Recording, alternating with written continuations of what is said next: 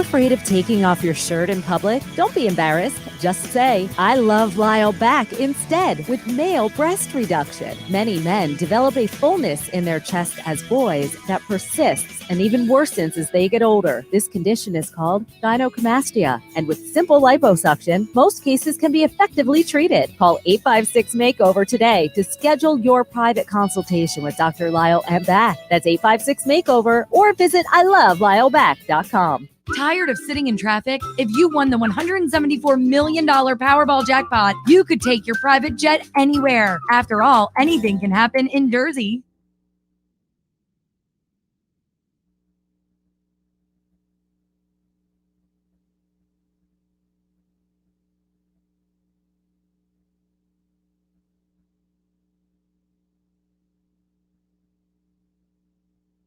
This is the Sports Bash with Mike Gill on 97.3 ESPN. Now, live inside the Matt Black Kia Studios, here's Mike Gill.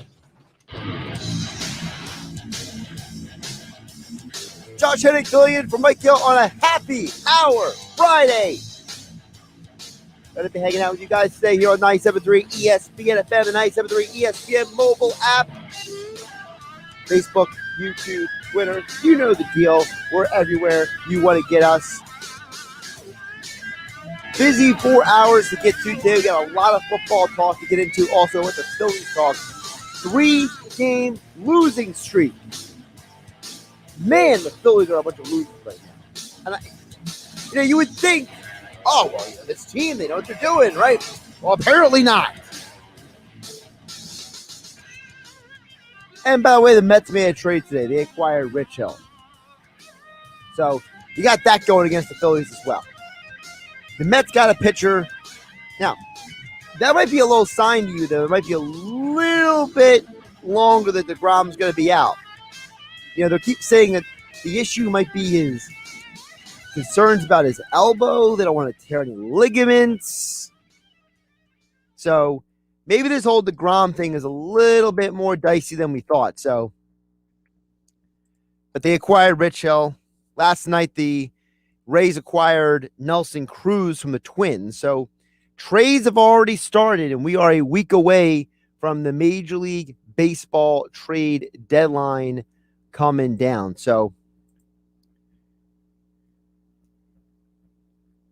we got Mike McGarry joins the show for his usual appearance at 2:40 today on the Sports Bash. We'll talk some Phillies and baseball with him, of course. Frank Klose, our Phillies insider over at 97.3 ESPN.com, will join us coming up at 3:20. Football at 4 with Andrew DiCecco, the final division preview of the series on Football at 4. And it is going to be about the NFC East. Also, Jeff Kerr joins the show coming up tonight at 5:25. So we got a lot to get to here on 97.3 ESPN. Again, Josh Hennig filling in for Mike Gill. I got to talk about the Phillies. I got to talk about the Eagles. Also, this college football news is just off the hook right now. So, but we got to start with the Phillies because another pathetic loss last night by this team. Absolutely pathetic. There is no reality that I can explain what is going on with this team. I don't understand it. It's like they forgot how to play baseball. It's like they forgot how to do anything. And it is so frustrating to see this team go 10-4 to start the month, and now they've lost 3 straight. That's a huge turn of events. You go from a team that is winning 10 of 14 games to losing 3 straight.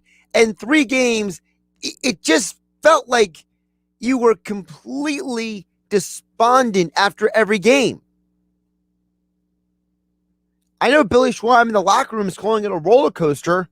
I'm calling it a train wreck. And if you're a Phillies fan, you look at the Phillies and you're like, well, the Rays are making trades, and now the Mets are making trades, and there's reported the Dodgers are interested in Ian Kennedy. Chris Bryant's out there. Craig Kimbrell's out there. What are we doing about it?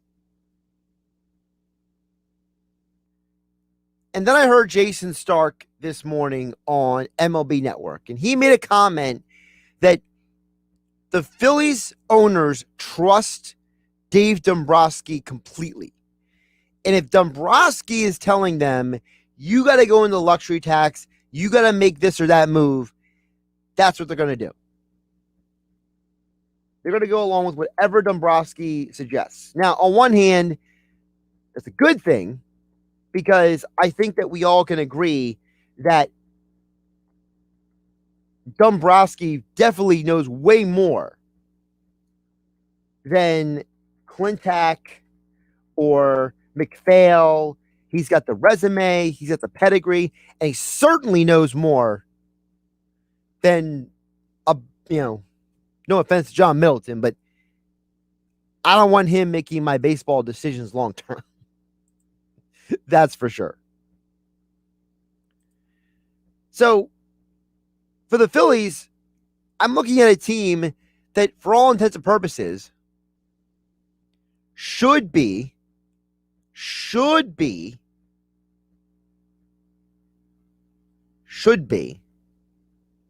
winning games. You lost 2 games to the Yankees you should have won. And then you got embarrassed at home to the Braves in the first game of a 5-day series. I'm just putting it out there, folks. I need to see the Phillies make some moves. I got fatigue right now with this team. I got strong fatigue with this baseball team. And usually for me, I don't get frustrated about things when it comes to baseball. Baseball's a long season. But with 7 days out from the trade deadline, on one hand, I'm watching this team and I'm grinding my teeth. I'm pulling my hair out. I'm throwing my hat on the ground, whatever you want to call it. It's frustrating to watch this team go out there and play right now. And you had all these good vibes. Like I said, 10-4 to start the month. You come out of the break. You had all those wins before and after the All-Star game. You beat the evil Marlins, who have seemed to have your number for the last several years. Everything is going for you. And then all of a sudden, it turns around and it goes sideways. Text board is open, 609-403-0973 to get on the conversation here on 97.3 ESPN FM. Also live on Facebook, YouTube, and Twitter. You can join the conversation on the stream as well. Josh Hennig filling in for Mike Gill here on a happy hour Friday here on 97.3 ESPN. We got some things to talk about with the Eagles as well coming up a little bit later in the show. Also, I'll get to this huge college football news that is going down. Plus, it is happy hour Friday. So now I am not the craft beer connoisseur that Mike Gill is. All right. I'm not the guy out here who is going to be a craft beersman like Mike Gill is. So I'm not going to sit here and have a special beer for you guys to go look for. But what I can do is, because I am a man of the people and I have been known to hang out with the people on many occasions, I want to know from you out there, whether you want to chime in at 609-403-0973 or on the live stream on Facebook, YouTube, and Twitter, or if you want to jump on the 97.3 ESPN mobile app and send in a message, that'll come right to the text board. Here is my happy hour question of the day. What are you having? What are you drinking? What are you consuming today? Okay? Now, obviously, I'm working. I'm on the air. I got my water and I got my drinks behind me. I got my tea and everything if you're watching on the stream, okay? Anybody who knows me, who's watched the stream long enough, knows that I'm a guy who's got enough fluids, to fuel an army behind me, all right? But what are you consuming for Happy Hour Friday? That's what I want to know from you guys today. You got a beer of choice you're going with? You going with a craft beer? You're going with a local beer? You're going with an IPA? Are you somebody who likes the hard liquor? Are you somebody who goes to whiskey, the vodka, the tequila? Are you a wine person? If you're a wine person, I need to know, is it red wine? Is it white wine? Is it a Cabernet? Is it Merlot? I need information, people. I want to have a conversation today about what everybody is ingesting today, all right? If you're a beer drinker, are you a domestic beer, a foreign beer? Are you a local drink, local brewery guy? These are the things that we can have throughout the show. So I want to know from you the happy hour question of the day, and we'll get to it throughout the day. I want to know, what is your happy hour drink of choice this weekend?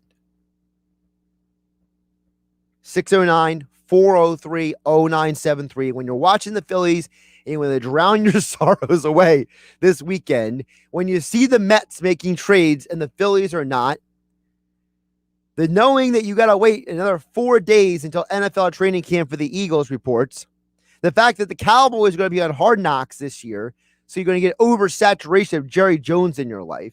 Whatever the reason is that causes, maybe you're celebrating something good in your life. Maybe you're not drowning your sorrows. Maybe you're celebrating with some friends this weekend. Maybe someone's getting married, someone's graduating, you got a new job, you're just happy to go to the shore, whatever it is. I want to know from you today what you are vibing in here on a happy hour Friday. Josh Hennig hanging out with you, filling in for Mike Gill here on 97.3 ESPN. So that's my happy hour question of the day, and we'll get to that throughout the day. Keep the messages coming. 609-403-0973 is the text board. 609-403-0973. We're also live on Facebook, YouTube, and Twitter, where you can join the show. Still to come, Mike McGarry from the Press of Atlantic City for his usual spot at 2:40 p.m. Phillies Insider for 97.3 ESPN.com, Frank Klose at 3:20. Football at 4 with Andrew DiCecco at 4 p.m. to break down the entire NFC East. And, of course, every Friday, CBS Sports NFL writer Jeff Kerr joins the show at 5:25 p.m. Now, the thing with, and by the way, there's a rumor right now, there's another trade coming for the Flyers. So we will keep an eye on that. And a little Phillies breaking news that just came down from the Phillies 2 minutes ago. Just as I was having that conversation with all of you 2 minutes ago, here we go. Here it is. Coming right at you, right into your life. Phillies news. The Phillies have reinstated Alec Boehm from the COVID injured list, and they have optioned Mauricio Rivera to Lehigh Valley. So there you go. Little Phillies news for you, popping off on a Friday afternoon happy hour. So now, I asked the question yesterday, do the Phillies keep Alec Boehm in the minor leagues to maybe get him a couple rehab starts, maybe get him a little extra work down there? I wasn't sure what the Phillies were going to do with him because he's had a rough year. I'm not anti-Alec Boehm, but let's just say that I am as frustrated as anybody with him. And this might be an example of a guy it's so early in his career that you just can't judge him too much yet, right? The dude literally hasn't even played 162 games in his major league career. He hasn't even played 130 games in his major league career. And we saw how well he played in 2020. Now, 2020 was a weird year, weird circumstances, pandemic environment, no fans in the stands. So I don't know how much that did or didn't factor in to his play last year. But in 44 games in 2020, he had a 338 batting average. In 85 games this year, he has a 243. So whether that's a sophomore slump, whether that is just pitchers and teams adapting to him, whatever it is, I don't know exactly what the best course of action for him is.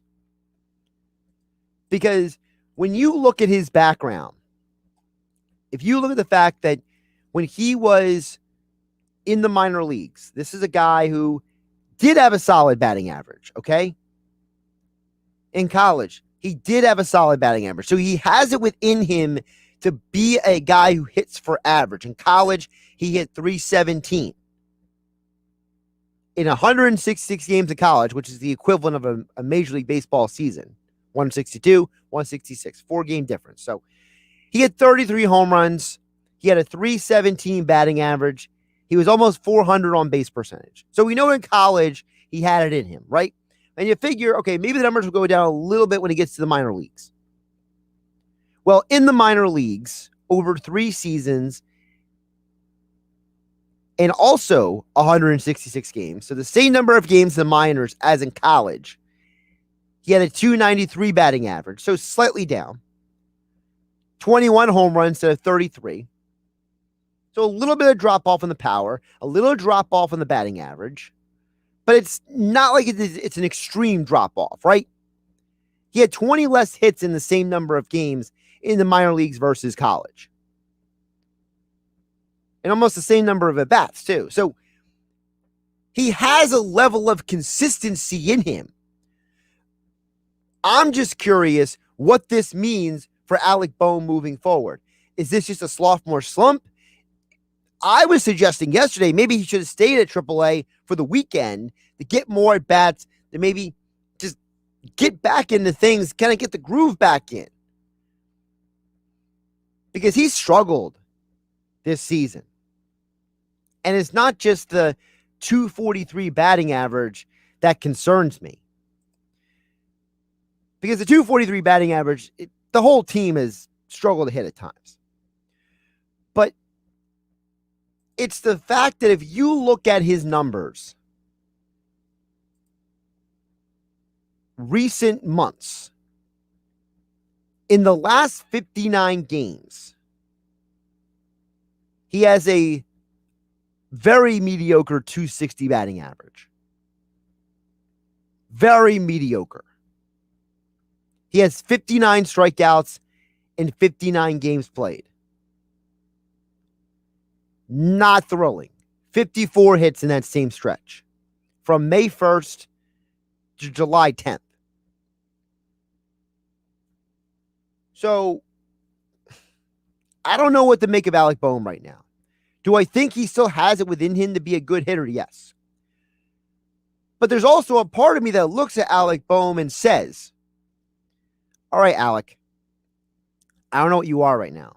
I don't know if short or long term you are going to be something. Because when I see Chris Bryant's name out there, there's a part of me that wants to say, trade Alec Bohm for Chris Bryant, and I don't care. And I also understand it's completely irrational because Alec Bohm can be Chris Bryant. He has that skill set. He has the physical ability. I mean, they're both 6'5". They're both strong, long athletes. But I got to say, I like Chris Bryant's skill set a lot.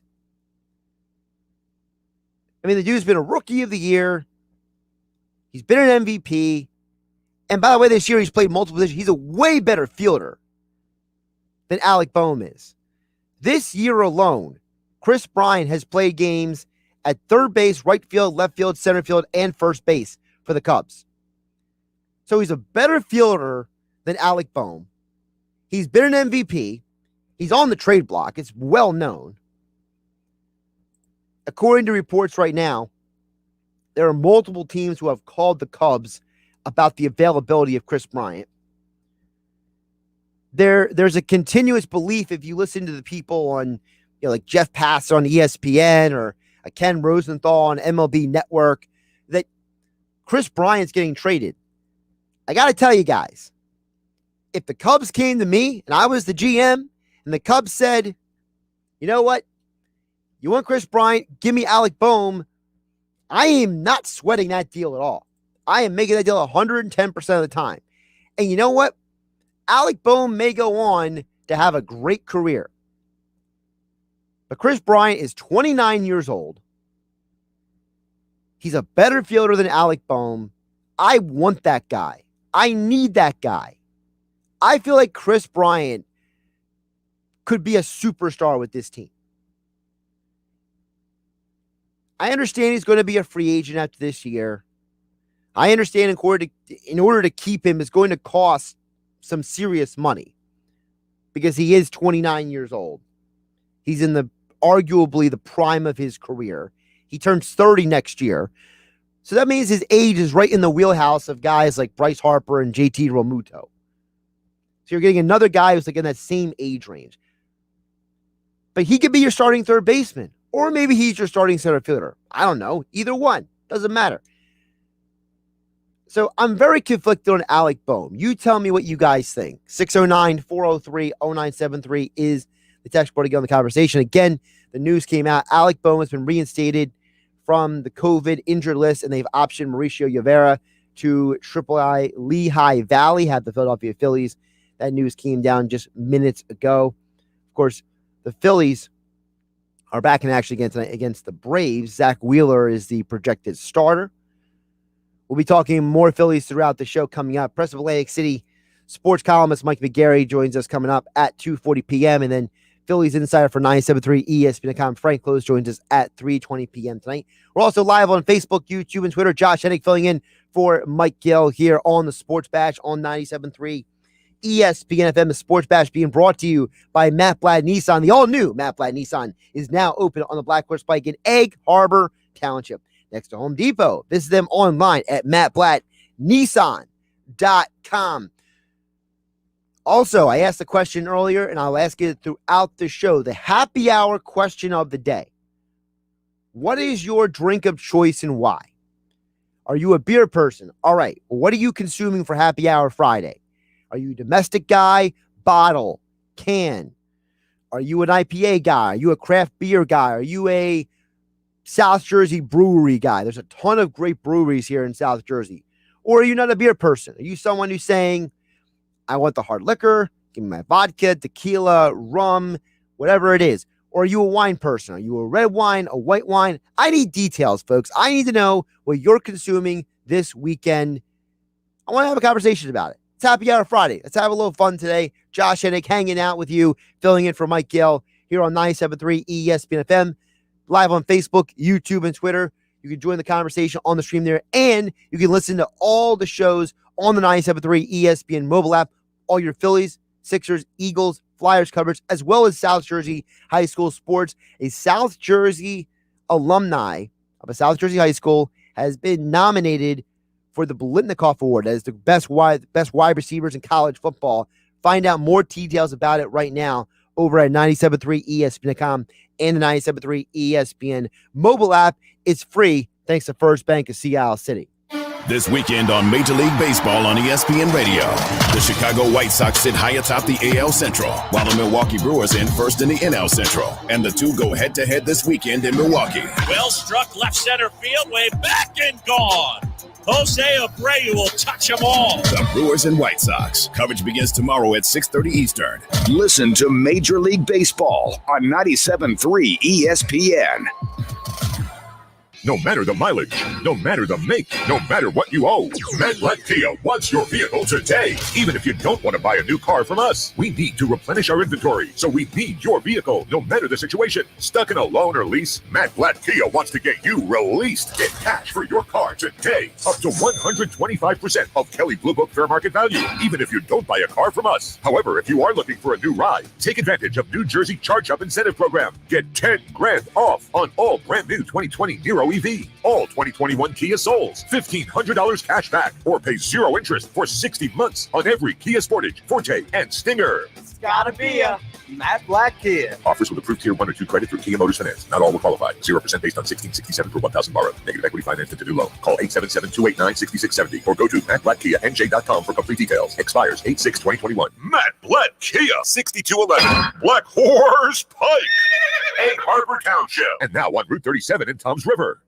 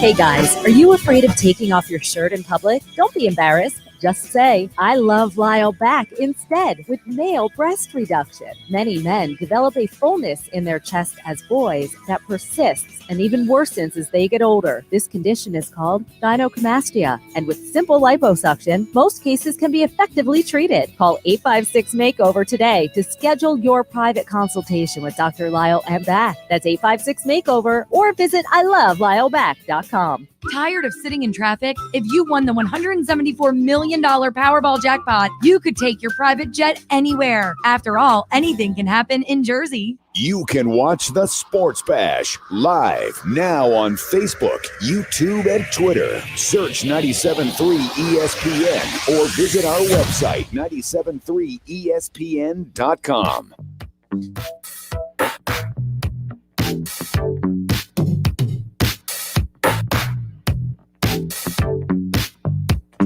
Josh Hennig filling in for Mike Gill here on a happy hour Friday here on 97.3 ESPN. Oh, I didn't even yell like that, but happy hour Friday, hanging out with you. We got a lot of stuff to get to. Talking some Phillies to open the show. Plus, don't forget the happy hour Friday question of the day. What are you consuming this weekend? We already got one person at 609-403-0973. Chiming in says, Mike from Mays Landing. Hello, Mike in Mays Landing.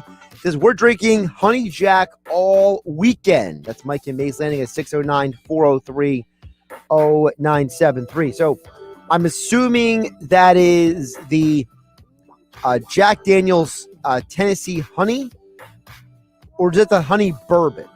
I know there's two different bottles of the Jack Daniels. There's the black bottle, which says honey on it, and it's like the black label, and then you have the regular Jack Tennessee Honey label. So let me know, Mike in Mays Landing, which are you using this weekend? Now, also, Mike in Mays Landing, I want to know, are you just doing straight sipping that? There's actually some studies out there that show that honey whiskey is actually good for dealing with allergies. Again, not a lot of studies, but there are some studies that show that honey whiskey actually helps with preventing allergy symptoms and helping booster the immune system. Obviously, consume in moderation. Please don't overdo it. But I want to know, Mike in Mays Landing. So are you sipping this? Are you mixing it with something else? Are you just somebody who just pours it on the rocks? Let me know. But it's a good job from Mike in Mays Landing getting our weekend going at 609-403-0973. Now, we have another text that says, whatever cold beer is available as I cook on the grill. That's at 609-403-0973. Come on, Texter. I need more information. Because whatever cold beer is available, I'm assuming you bought yourself something to grill at home with. So what did you buy? Come on, man. I need details here. Also at 609-403-0973. I mentioned it earlier in the show. Mets have already made a trade. They've acquired Rich Hill. The Phillies have currently done nothing so far, except activate Alec Boehm from the COVID IL, and he will be back on the roster today. Cole from LBI says, sounds like my Mets are going to make a move for a big offensive name and a starting pitcher. That's Cole from LBI. Well, they got the starting pitcher, Cole. That'd be Rich Hill. My concern is Rich Hill there to bolster the rotation or to fill the void of DeGrom maybe being out longer than expected? In terms of offensive name, if you believe the insiders, basically the Mets are in on every name out there. Doesn't matter if it's the guy from the Cubs, the Twins, the Marlins, the Rangers. They're in on everybody. So they're calling people about Joey Gallo. They're calling the Cubs about Chris Bryant. They're calling the Marlins about Sterling Marte. They're calling the Twins about Buxton. Anybody who's available, according to reports, the Mets are in on them. So you might be right. They're going to make a move. The question is, when will the Phillies make a move? That's the question. So I'm telling you guys, are the Phillies going to make a move? I want them to make a move. I don't like the fact that Dombrowski is just chilling right now. Not a fan of it. I'm not a fan that the Phillies are still waiting around to get in on the action. I told you guys before, there's a part of me that says, I don't know if I can be patient with Alec Bohm. I might need to trade him. I might need to move on. So, listen, I'm not saying, but I'm just saying.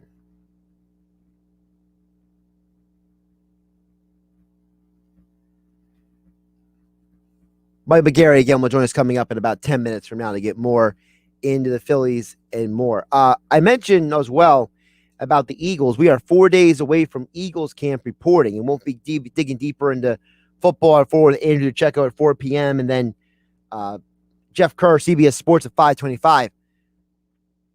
Jeff Kerr put out a very interesting tweet yesterday, I should say.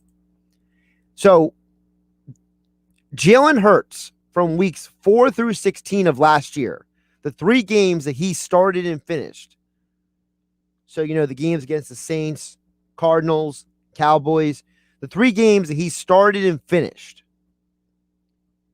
he averaged 345 passing yards per game in those games.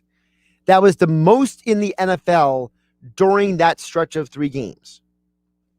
So the 3 games that he started, he had the most passing yards per game during that stretch. Number 2 was Kyler Murray at 336. Number 3 was Josh Allen at 332. Number 4 is Deshaun Watson, 310. And right now, the odds right now in Vegas are that Jalen Hurts' over-under of yards per game passing this year is 213. I think that stat tells me you take the over, right? I mean, I don't think it's an accident that Jalen Hurts had 345 passing yards over a 3-start stretch. And that was the most in the NFL for weeks 14 through 16. That was more than Kyler Murray, more than Josh Allen, more than Deshaun Watson, more than Patrick Mahomes. He was more than everybody. And that was with a horrible offensive line. That was with Doug Peterson fumbling his way through the play calling. That was with Carson Wentz sulking on the sidelines. Who knows how much Carson was actually helping him or not. And let's not forget about all the young receivers who were forced into playing time without a regular offseason training activities to learn the offense. 345 passing yards per game. But I thought he couldn't pass. I thought he was inaccurate. Oh, man. Listen, I'm not saying that Jalen Hurts is going to be an all-pro quarterback. But if he plays better than Carson Wentz did last year, if he at least does that, then you know what?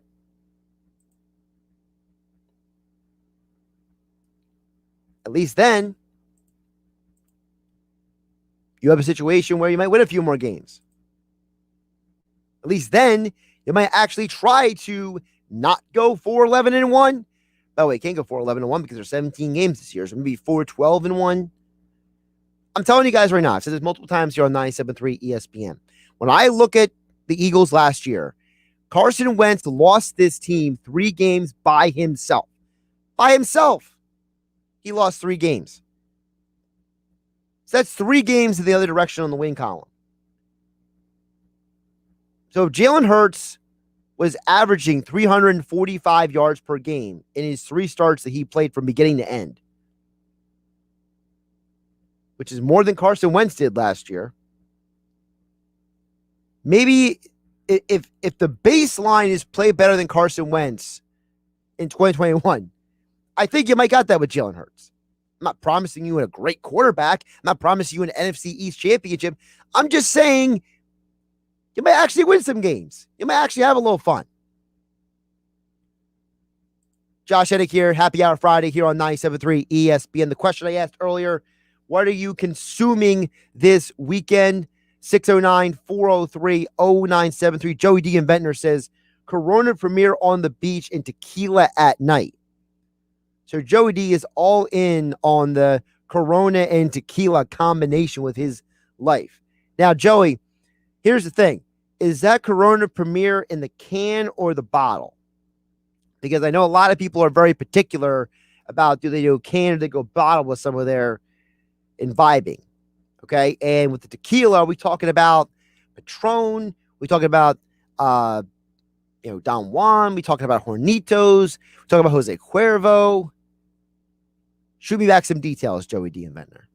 With more your text messages throughout the show. Keep them coming. 609-403-0973. By the way, Mike from Mays Landing replied earlier about the Honey Jack. He says he drinks it straight with a bottle of water. That's all you need, with not one, not two, but 3 exclamation points. I love the emphasis from Mike in Mays Landing. He's just putting it down. I'm just drinking it straight with a bottle of water. So what Mike's really doing is he's following that, in moderation. Trying to keep even keeled as he is during the summer. Stay hydrated, my friends. All right, Mike McGarry is going to join us coming up on the other side to get more into the Phillies and more right here on the Sports Bash. Josh Hennig filling in for Mike Gill at a happy hour Friday here on 97.3 ESPN. Don't forget the 97.3 ESPN mobile app powered by First Bank of Sea Isle City. Hey, South Jersey, it's Billy Schwein. This Saturday in the locker room, Scott McKay joins me in the studio as we look at the Phillies and the roller coaster ride they're taking us on. The Eagles report to camp on July 27th, and we'll look at some of the new faces on the team. Then it's the Beach Patrol report. We'll have the results and some interviews with the winners from the HC Classic lifeguard races. Plus, our special guest is Ross Colton. This Tampa Bay Lightning and South Jersey native scored the game-winning goal in Game 5 of the Stanley Cup Finals. It's the locker room with Billy Schwein, Saturday morning from 10 a.m. to noon on 97.3 ESPN. On some models excludes Corvette with GM financing, excludes prior sales. See dealer for details. By now, most people know that nobody beats a Bennett Chevrolet deal. Because when you buy a new Chevy from Bennett, you pay the same as any GM supplier employee pays. That's right, not 1 cent more. Plus, Bennett gives you all the rebates that can add up to 25% off MSRP. That's up to 25% off. And of course, Bennett Chevy has 0% financing available. Think about all the ways you save at Bennett Chevrolet. Plus, right now, we want your trade. So we're paying a minimum $7,000 for any clunker. You heard right, a minimum $7,000 towards any pre-owned in stock. Nobody pays more than Bennett. You can imagine how much more we'll pay for a good trade. And there's more. You'll never feel any sales pressure and never waste time with stressful negotiating, because our non-commissioned sales staff is paid on your satisfaction, not how much you spend. Nobody beats Bennett Chevrolet, and we mean nobody. Find new roads at Bennett Chevy, Egg Harbor Township, and BennettChevy.com.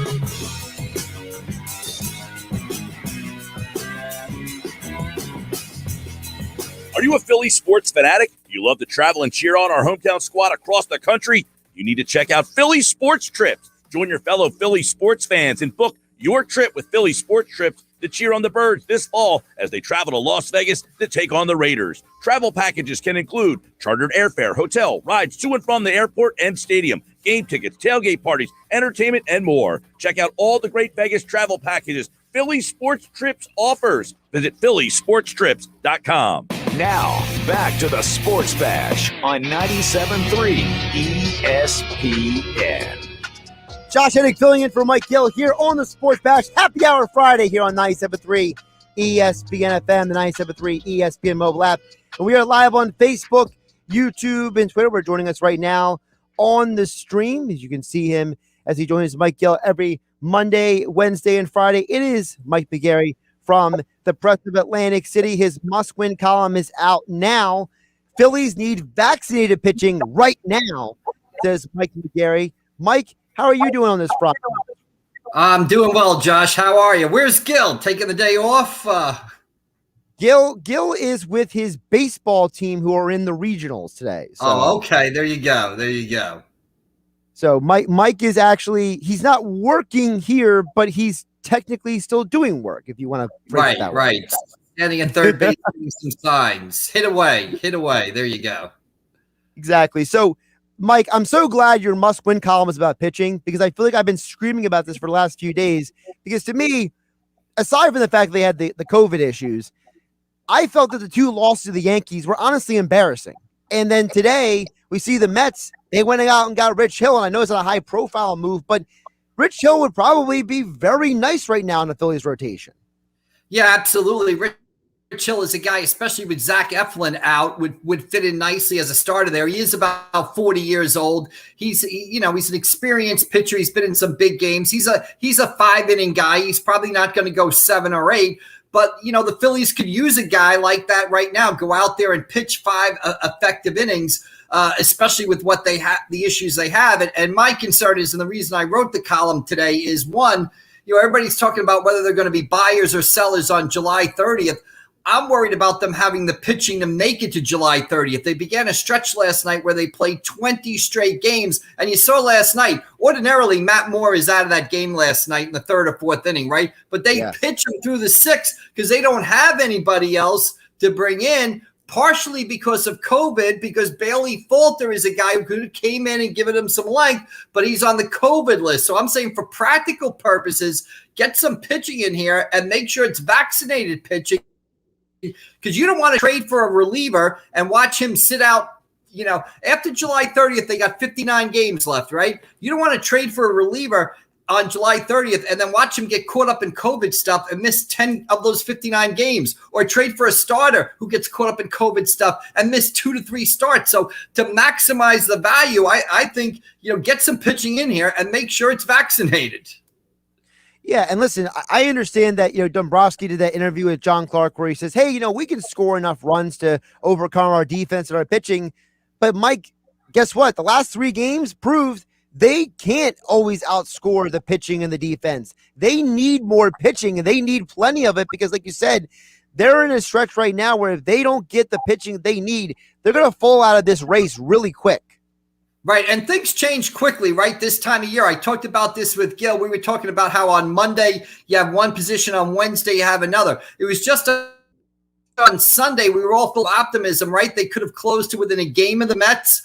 Now they're 5 back in the loss column, 5 days later. So things change quickly. And July 30th might be around the corner, might be a week from today, basically. But a lot can happen in those 7 days. And I agree with you. Earlier this month, they went 10-4 because they out-hit their mistakes, right? They were able to do that. They averaged 6 runs a game. They were able to come back. Bullpen blows a save. JT Realmuto gets up, hits a winning home run. But you can't do that consistently, and you can't ask the offense to score 7-8 runs every night. Some games you got to win 4-3. Mike McGarry, the must-win column is right there at the Press of AC, pressofatlanticcity.com. Phillies need vaccinated pitching, Mike McGarry says. Check out the full article right there, the must-win column. Now, Mike, you mentioned about the scoring. What's interesting is the Phillies and the Braves have the same exact record right now, 47-48. But the Phillies are minus 16 in run differential. The Braves are plus 30. If that doesn't tell you in and of itself the importance of having enough pitching, I don't know what does, because I'm looking at the game last night. Guess what? The Braves bullpen, they got the job done. The Phillies, like you said, Matt Moore is going out there. So if you're Dave Dombrowski, or maybe if Dave Dombrowski picks up his phone and gives you a call, Mike, and he says, Mike, who do I need to go get? What are you telling Dombrowski when it comes to going out and getting pitching? Are you saying you need starter, you need bullpen, you need both? What are you telling Dave Dombrowski right now? I think you need both. I think the number one target for them, however, would be Craig Kimbrell, the Cubs closer. If they could get an actual major league quality closer in here, I would think it'd be a big difference. And then with Eflin's injury right now, and he's got the knee trouble, and is at Citizens Bank yesterday. He looked to be walking fine. The Phillies expect him back when his stint on the 10-day injured list is over. But again, my thing with injuries is I'll believe you're back when you're back. And the way Moore and Velasquez had pitched, they could use another starter, a.k.a. a guy like Rich Hill, to sort of solidify that rotation. So I think, a closer, to me, Kimbrell is the guy. A lot of people got excited about Ranger Suarez. He had 2 saves, then he has 2, a shaky outing last Friday night, and then a shaky outing up at Yankee Stadium. I don't know if Ranger is the answer. So that's it. To me, it's Kimbrell as the number one guy, and then a starter to sort of solidify that rotation, especially with the question marks around it right now. Dombrowski said recently in that John Clark podcast, Mike, that he wants to be reasonable at the deadline. He doesn't want to give up the best prospects, but he understands you have to give up somebody. I heard Jason Stark this morning on MLB Central say that this Phillies ownership trusts Dombrowski implicitly, that if he tells them we need to do this or that, they're going to do it. So who would you trade then under that premise? Who are some guys that you look at, like, is Alec Bohm maybe available to maybe be traded? Are you looking at certain minor leaguers to be traded? Because you got to give up something in these deals. Yeah, I mean, the word on the Phillies minor league system is that they do not have many elite prospects, but they do have some depth in the organization. Maybe the trade comes from there. I think a guy who could be traded, and again, no reporting about this whatsoever, no inside knowledge, no anything, but just from my own viewpoint, a guy who could be attractive, who you could leverage to get a good guy back is Spencer Howard. I think he's a guy that you might, part with to get a guy like Craig Kimbrell or, an elite level, not elite level, a top level major league closer or a top level starter. And again, I'm not trading Spencer Howard for a rental, but I am trading Spencer Howard for maybe a guy I could control next year going forward. So, you're right. I mean, the thing that they don't have a lot is they don't have a lot player-wise to offer. What they do have a lot is they can take on money and contracts from other teams. That's their other option. Now, I talked about Alec Bohm before you came on. I want to ask you, Mike, what is your position on Bohm? Because I'm conflicted on him. On one part of me that says, be patient with the guy. He's still young. He hasn't even played 162 major league games yet. But another part of me says, I would really like to see Chris Bryant in a Phillies uniform. And if it takes Alec Bohm to get him, I'm willing to make that trade. So I'm conflicted. Where do you stand on Alec Bohm? Yeah, my position on Alec Bohm is, he has no position. That's, it's the old joke. Like, what position does Alec Bohm play? And you say he hits. No. And you say, no, really, tell me, what position does he play? And you say he hits, and he hasn't really hit well this year. Maybe it's a sophomore slump. I find it hard to believe that his problems in the field have not carried over to the offensive side of the plate. I think he's a guy who I would like to see more of. I don't think he's a guy you deal now. I'd like to give him the rest of the season. He's back today off the COVID list. If you were to move Alec Bohm, I think you move him in the offseason when you have more time to think about the deal and what you can get back. And plus you give him another 60, 70 games to sort of see what you have here. What I do know in looking at him is that he's not a third baseman and he can't play third base. Next year, the Phillies can't start the season with Alec Bohm at third base. They might be able to start with him somewhere in the lineup, but it can't be at third base. Would you rather trade in the offseason than Bohm or Hoskins? Because you can't keep both, right? Yeah, I mean, when it comes to those moves, of, and I agree with you 100%. I think the Phillies core, the players that make up the core, and Bohm, Hoskins, Segura, Gregorius, Harper, Real Muto, they're all, Nola, Wheeler, they're all part of that core. I think that core needs to be tweaked, refined, and changed if the Phillies are going to be a consistent playoff contender. I think the best time to do that is in the off season, when you can sort of get away from the season a little bit, take some time, and really, get a quality deal in place. I don't think you should be rushed at this point, but I think, it's hard to envision a roster next year, to answer your question, with Bohm and Hoskins both on it. But I don't know if the time is right in the next week to trade them. I'm going to look to make that deal, or any deals to the core, in the offseason. But I agree 100%. That core needs to be tweaked. Because right now, to me, the Phillies are like, they're hoping for the 1993 Phillies year. They're hoping everybody has career years at once.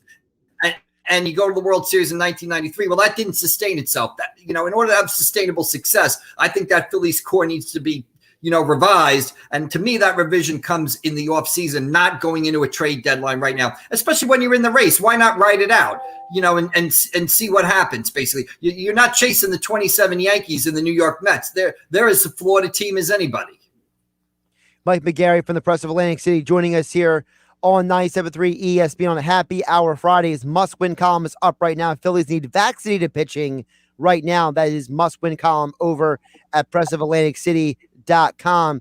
Mike, I want to spin it local with you for a minute here. My favorite local story, I know there's a bunch of guys who have been hired locally as head coaches, but my favorite local story of this week is Bo Melton of Cedar Creek is a nominee on the watch list for the Blitnikoff Award. And that in and of itself is such a cool thing to me because, number one, I mean, Rutgers having a wide receiver in the Blitnikoff Award is rare, but that also, it's a guy from South Jersey who was an amazing weapon at Cedar Creek and now getting recognition in college.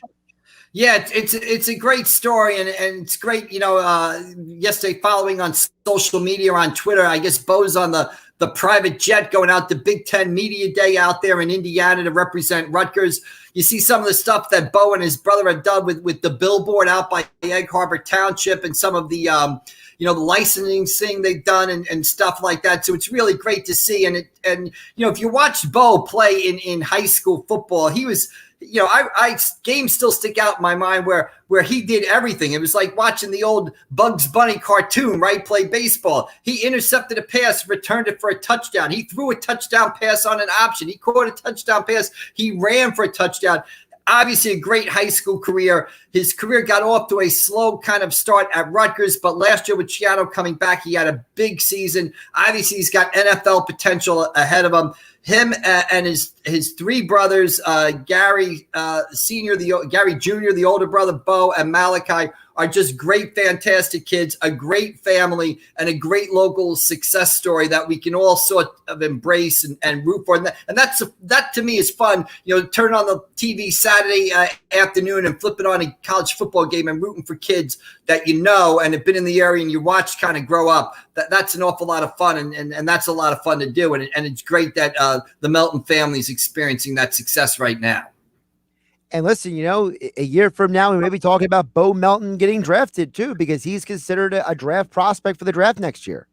Right, exactly. And maybe we can, we kind of lived it with Chase Petty, a Mainland Regional this year, and a bunch of other local baseball players getting drafted. Maybe, next year is Bo's opportunity. But I can't say enough about just what, I've known Bo since he was a freshman at Cedar Creek. Just what an outstanding young man he is and what an outstanding family he comes from. He's really a guy that, this entire area should get behind and really support, every Saturday that he plays.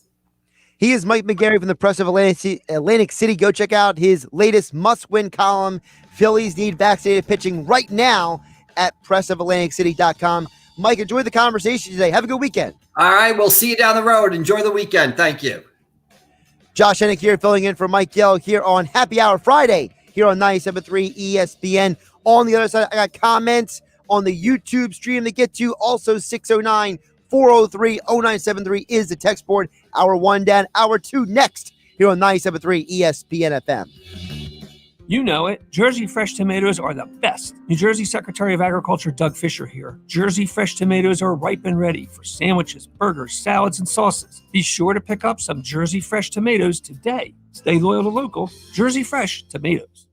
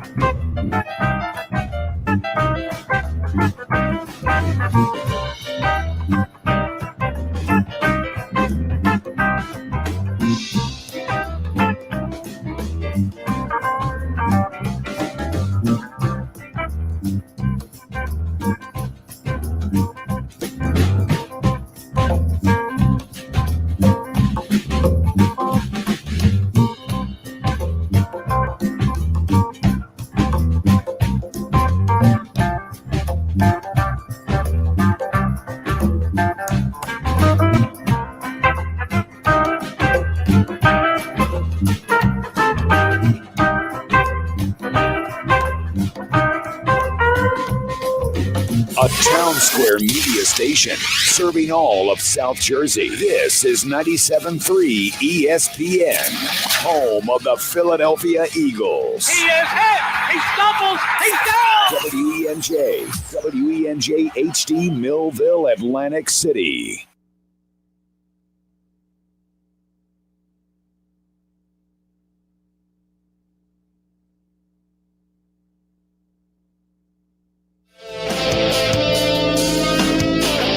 Josh Hennig filling in for Mike Gill here on a happy hour Friday edition of the Sports Bash here on 97.3 ESPN FM, the 97.3 ESPN mobile app. We are live on Facebook, YouTube, and Twitter, where you can join the conversation, hang out with us.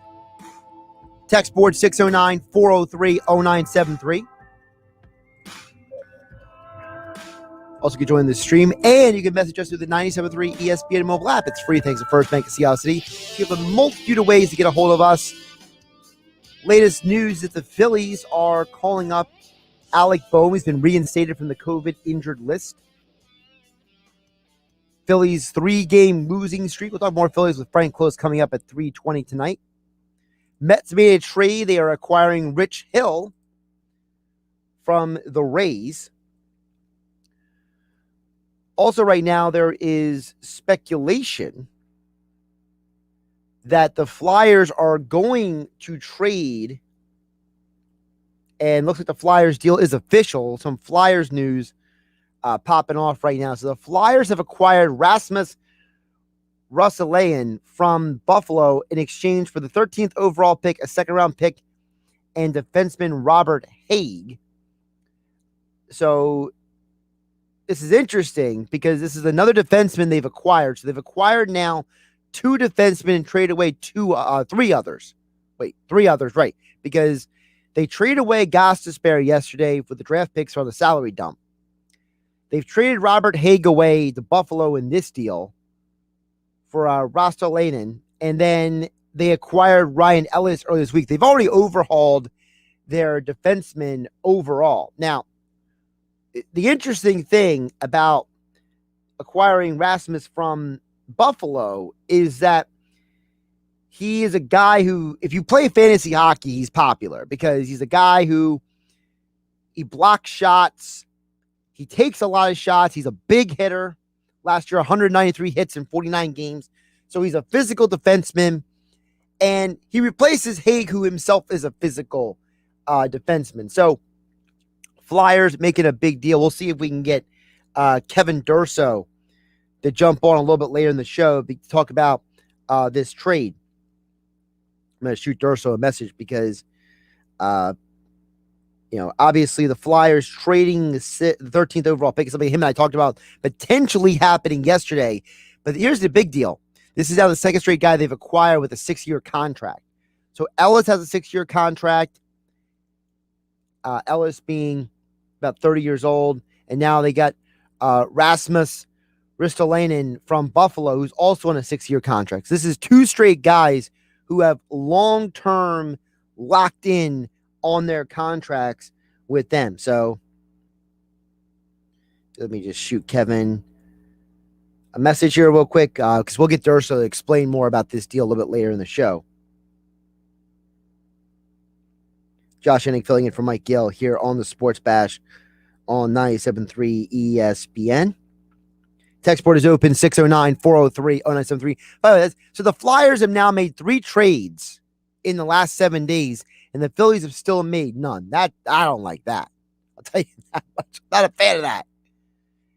How are the Flyers making more moves, and they're not playing right now, than the Phillies, who are desperately in need of improving the roster? That's no good in my book. That's for sure.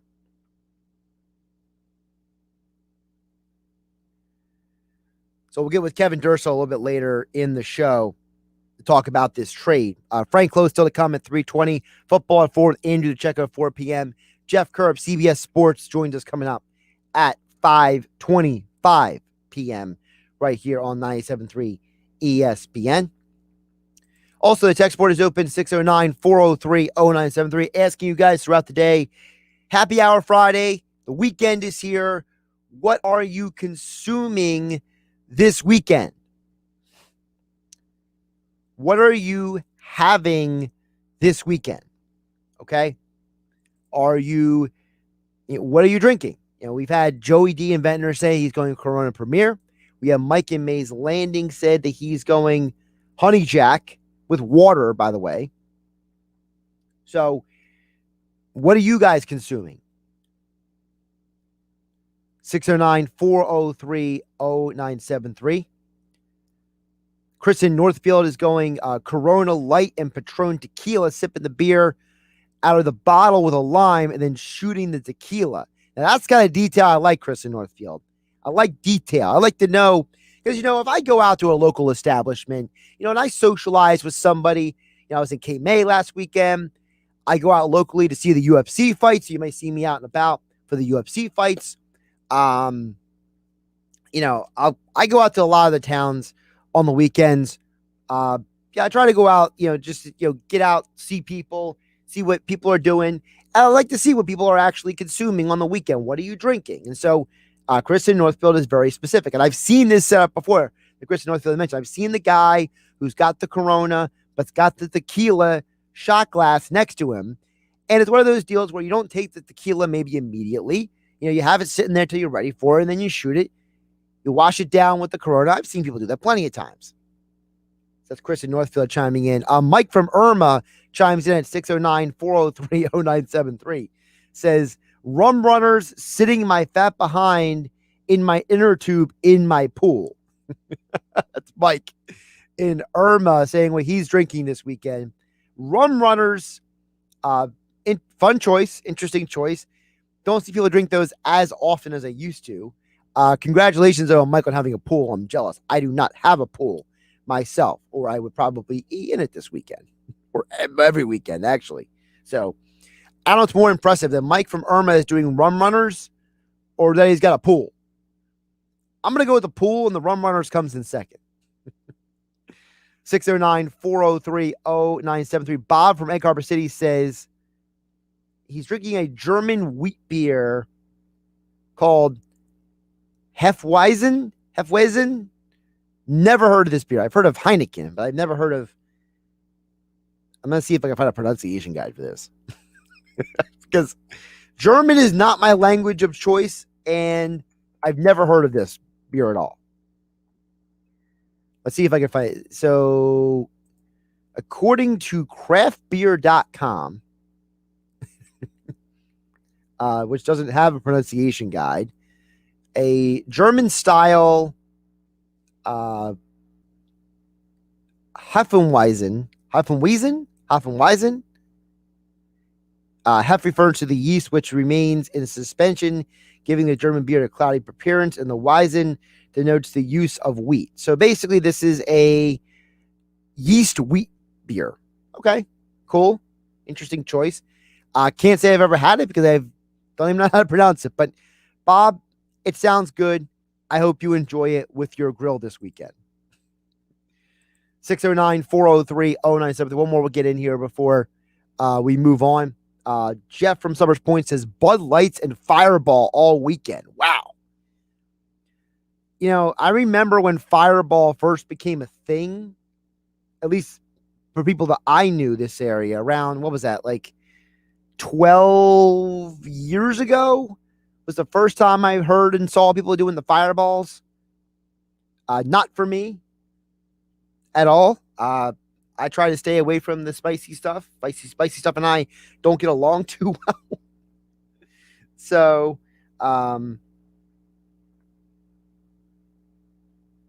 yeah, Fireball's not for me. Bud Light, that's a classic domestic drink. You see people go out to the local establishment. You see the people who wander into the establishment. Like I was in Cape May over the weekend down on, the Washington Mall Street. People wander in. Bud Light, give me 5 bottles of Bud Light, or it's the classic generic, we're ordering for the group drink. But Jeff at Summers Point adding in the Fireball is definitely a nice spin. Now, personally, I'm leaning more toward who texted it earlier. If you're asking me to go with the shot and the beer, listen, I think the Corona Light Patron is more up my alley, like Chris from Northfield. but I think it's still a strong choice from Jeff in Summers Point. The Bud Light and the Fireball all weekend. Now, my only question for Jeff in Summers Point is, are you the kind of person who leaves the Fireball in the freezer and then takes it out when you're ready to drink it? Or do you leave it in the fridge? Because I see people do both. I've been at people's houses. Some people like to do the Fireball in the freezer. Some people like to do the Fireball in the fridge. So are you the extra cold Fireball, or are you a room temperature guy? I'm not going to judge you. Just curious, Jeff in Summers Point. Keep the text coming, 609-403-0973. Happy Hour Friday. Josh Hennig hanging out with you, filling in for Mike Gill. Sports Bash being brought to you by Jenkins. Call Jenkins for heating and air conditioning installation, service and maintenance, plumbing, or drain cleaning services. Give them a call at 609-641-6440 or visit them online at JenkinsPlumbingandHeating.com. Still to come, Frank Klose will join us to get more into the Phillies. By the way, I can confirm that Kevin Durso will join us a little bit later in the show as the Flyers acquire another defenseman. They've traded 3 defensemen and they've acquired 2. So, interesting series of events. Another defenseman who's on a 6-year contract too. So now Chuck Fletcher has now acquired not 1, but 2 defensemen. Now, here's the thing. Ellis is 30 on a 6-year contract, so that'll be until 36 years old. But Rasmus Ristolainen is 26. So now you're getting a younger guy who's on a 6-year contract, former 8th overall pick. This is the kind of guy that Billy Schwein would like, by the way. This is a locker room with Billy Schwein special. 6'4", 220 guy from Finland. That's a Billy Schwein hockey player if I've ever seen one. I mean, the dude practically has a fro, for goodness sake. He's got like the buzz cut on the sides and the fluffy hair on the top. If Billy Schwein's out there listening, let me know if you like this acquisition. 6'4", 220 Finn defenseman with 193 hits last year. Like I said, for those of you who play fantasy hockey, this is a hockey fantasy hockey player's dream, because he gets the hits, he gets the assists. Looks like a tough guy. So now you get the skilled defenseman in Ellis, and you get the powerful defenseman in Ristolainen. And in the process, you give up Haig in this deal, you give up Phil Myers to get Ellis, and then you go out and you give up Gostisbehere to open up $4.5 million on the salary cap. So Flyers make 3 trades in 1 week, and the Phillies have still made none. Not a fan of it. Come on, Dombrowski. Make some moves, bro. The Mets just acquired Rich Hill. What are you doing? By the way, there's a report out there. The Yankees are in the hunt to get Starling Marte, and the Dodgers are calling the Rangers about Ian Kennedy. Meanwhile, the Phillies are still on the outside looking in. Well, that's Frank Klose coming about that coming up in just a couple minutes here on 97.3 ESPN. Got a couple messages over here on the stream. Chris Dunn messaging earlier, what are the Flyers doing? They just traded our future again for nothing. Here's the thing. I'm reading that he's got a 6-year contract. I'm going to double check it right now. Yeah, he has a contract right now where he can be a free agent after this year, but he's extension eligible. And part of the reason why the Buffalo traded him, according to what I'm reading, is because of the fact that Buffalo was not interested in re-signing him, and that upon the trade's completion, he will be re-signed by the Flyers. So you didn't trade away for nothing. You trade him away for a guy who is going to be an immediate, useful guy in the immediacy, whereas the 13th overall pick, you might not see him for 5 years. By the way, you already have Cam York. He'll probably be part of the rotation next year. So you got to have a lot of young defensemen. I don't think it's a bad of a deal, Chris. I don't think you trade away for nothing. I think you trade away for something. Chris Dunn goes on to say, all that work Hexie did to recoup draft capital out the window in 2 days with no return. Again, Risto is eligible to be a free agent, but it doesn't mean he's going to be a free agent. Buffalo is in a hard rebuild. They were not going to re-sign him. The Flyers will re-sign him. So I don't think it's that bad of a trade. I think that they needed some physicality on the back end. I'm with Hoop-Hearted over here, so they needed physical play on D. You got a 6'4" guy who got 193 hits in 49 games last year? That's called physical play. And Julian, just because Risto can be a free agent doesn't mean he's going to be. I think the Flyers are going to re-sign him. Chuck Fletcher said yesterday that the whole point is they're going to rebuild this entire roster, and they wanted flexibility to sign guys. So I'm fine with the trade. And giving up a 13th overall pick is a necessary evil. And by the way, Chris Dunn, he said that Hexie recouped all this draft capital. One of the picks you traded away was the pick you got in the Gustafson trade last year. So you had the 13th pick because you were a mediocre hockey team. Well, you're a below average hockey team last year. So that wasn't Hexie doing that. That was Chuck Fletcher and Alain Vigneault and a Flyer team that underperformed last year. And then the pick that you gave up to give away Gostisbehere was a pick that you is a second round pick next year. So that's not the capital that Hexie got you. And by the way, let's be realistic. It's not like the Flyers. If the Flyers are serious about winning in the short term, are you really going to wait around for Phil Myers and Cam York? Or are you going to go out and get some guys? And that's what Ryan Ellis and Risto do. So I understand some of the concerns, but we'll ask Kevin Durso more about it coming up a little bit later in the show. But coming up next, we got to talk Phillies. Why are the Phillies not made any trades? Why?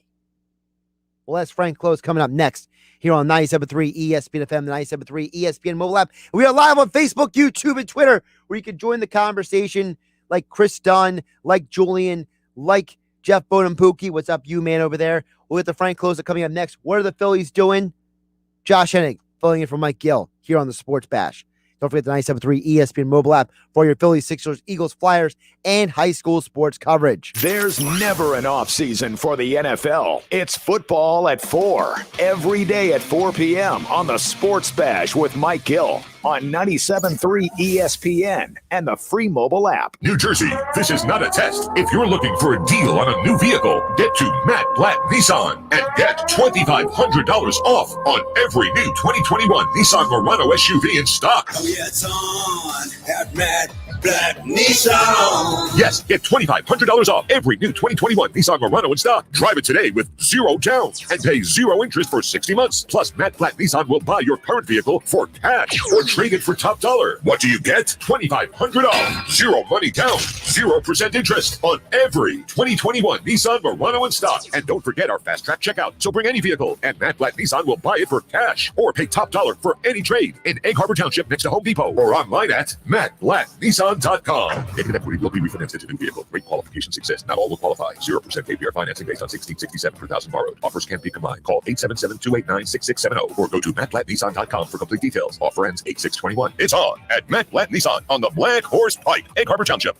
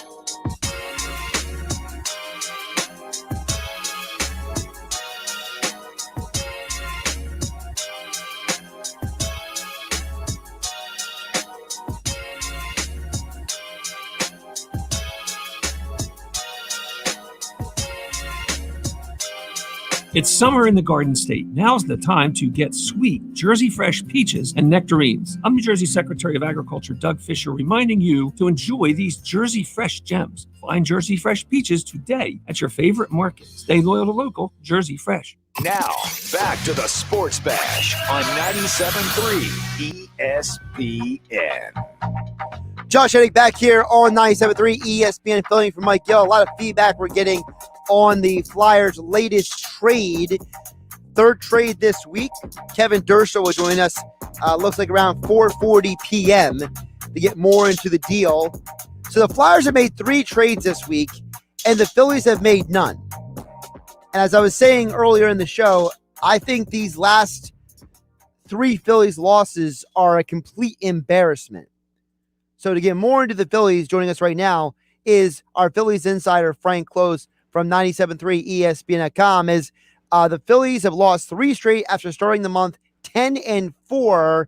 And Frank, I got to tell you, everyone's trying to teach me patience, but with 7 days till the deadline, I'm feeling impatient with Dombrowski right now.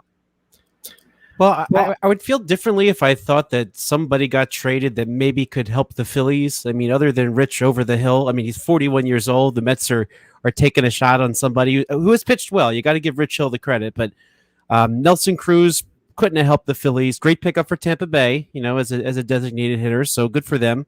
But there really hasn't been any movement of anything that I thought, oh, man, the Phillies should have been on that. Now, there's a lot of rumors out there, Frank, and we can't buy too much into all the rumors because a lot of times there's rumor for one thing, something else completely happens. But listen, the only thing I've heard about the Phillies in the rumor mill is the Phillies are theoretically in on anyone, which tells me a lot of nothing. But the thing that stood out to me was, I don't know if you saw on MLB Network this morning, but Jason Stark was on MLB Central. And he made a very interesting comment, Frank. He said that the Phillies ownership completely trusts Dave Dombrowski. So if Dombrowski tells them, we got to acquire this guy, we have to make this trade, we have to go in the luxury tax, they will do it because they trust him implicitly. What is your reaction to that point? Well, I think that's pretty fascinating because I thought there was really no shot the Phillies would exceed that luxury tax number. If you sporttrack.com, they do a good job tracking salaries. It looks like the Phillies are maybe about $4 million and some change under that tax. And when you consider that you're acquiring somebody for the last 2 months, that basically means if you had one player who's a $12 million player, then all of a sudden that means that you've spent all your money. So I think Dave Dombrowski at this point realizes that if he's going to make an impact type move, he might have to spend money. I mean, really, you have 2 options when you make a deadline trade. You can either trade prospects or you can pick up money from another team. Well, Phillies don't have the prospects to trade. So what can they do? They can take on money. And if they can afford it, I mean, I don't know what the Phillies books look like. We thought they would cut the payroll by tens of millions of dollars heading into this year originally, and Dave Dombrowski seems to talk them out of that. So I feel like if there's an opportunity and Dave Dombrowski can convince them to go over, maybe they will. Maybe he can make the case that it will pay back in other ways in terms of a postseason appearance and stuff like that. But still, for that to happen, you need somebody to make the trade of the type of player that would be helpful to the Phillies. And of those that are available, I mean, Craig Kimbrell is the big name closer out there right now, but he's a $16 million player, so he would be putting the Phillies over the limit by a couple $1 million on one player. And then you need more than that. You need more than just a closer. So they clearly need a starting pitcher. Zach Eflin's injury on the back of Aaron Nola missing 2 starts with his COVID exposure. I mean, that hurt the team a lot. And they really need to make sure that doesn't happen again, because right now you have Matt Moore starting, you have Vince Velasquez starting, and you have Spencer Howard starting, and all 3 of them are major holes in the rotation that you can maybe only count on 3 or 4 innings apiece. Yeah, I'm with the whole you need pitching and you need it now. I know Mike McGarry was saying in the last hour they need to get these pitchers now. I just don't know I just don't think the Phillies are going to go out and get the biggest name. You know what I mean? Like, for example, I see the Dodgers are calling about Ian Kennedy. Like, I could see the Phillies going and get an Ian Kennedy more than a Craig Kimbrell, right? Like, I could see them. I mean, heck, Rich Hill would have actually made some sense for the Phillies, actually, for all intents and purposes. Maybe not the best option, but maybe he's a little better than Matt Moore at this point. You know what I mean? Like, but they need as many pitchers as possible, because guess what? I don't trust Aaron Nola. Zach Wheeler is the only guy you can trust. I mean, you have one pitcher and 4 other guys I just can't trust right now, Frank. Yeah, that really is a problem. They have to do something. They need a starting pitcher that they can rely on. I will say this, if anything from the last few days was a positive, is that Spencer Howard actually opened and closed, throwing 95 miles an hour. I mean, closed his start out, where his velocity falling off was an issue. So maybe there's a good sign there. Maybe he can give you something. I don't know in what way, but still, you need some certainty and you need some certain innings out of your starting pitching, because, yeah, you're right. What they're getting out of Aaron Nola just isn't good enough. Frank Klose joining us here on the Sports Bash on 97.3 ESPN, at Frank Klose with a K on Twitter, as the Phillies have lost 3 straight games. And Frank, I'm frustrated because, Dombrowski told us that, hey, we can outscore our pitching and our fielding issues. Well, I think the last 3 days prove that you really can't, unless you're going to upgrade the lineup somewhere, which is certainly possible. But, I feel like if Dombrowski is saying that, unless he's saying something differently behind the scenes, I'm just concerned, Frank, because when I felt like they should have won those 2 games versus the Yankees, right? Like, I feel like those are 2 games you could have won. You let it slip away. It's not like the Yankees have the greatest starting pitching in the world either. So you should have won at least one of those 2 games. And now you lose the game last night in a way that just was completely deflating. You got 3 more games with the Braves, 4 games with the Nats coming up. This is an important stretch. You can't go out there tonight and waste a Zach Wheeler start again. You can't go into the weekend losing any more ground to the Mets. Very true. I think this stat came courtesy of Bob Wankel of Crossing Broad, of course, our friend on this show. But Bob had that the Phillies were 5 for 32 with runners in scoring position, leaving 31 runners on base during this 3-game losing streak. So, this lineup, when it functions, it can score a lot of runs. But it also has these days that are just plain flat. And for me, watching yesterday's game, it almost felt as if Matt Moore gives up that grand slam and it was just deflating to the point where they just couldn't get anything going. A first inning error, this time by Odubel Herrera, who can't figure out where to throw the ball. Already sort of demoted to left field from center field. I think his days as the starting center fielder are over. But those types of things just deflate a team. Going back to the Yankees series for those couple games, the other night or Wednesday when I saw when they scored that second run, I said to my friend who was watching the game with him, like, they really need a couple more here and pile on, because they need to create some wiggle room here. And then of course they had none. But when you get later in the game, so leaving those runners in scoring position is tough to swallow. Alec Bohm is back today. I mean, we'll see how the lineup does with him in that lineup again. When all of them were together, they tended to do pretty well. So hopefully Alec Bohm will be a boost, even though as we've said, Raul Torreyes has done a really nice job filling in, particularly with the glove.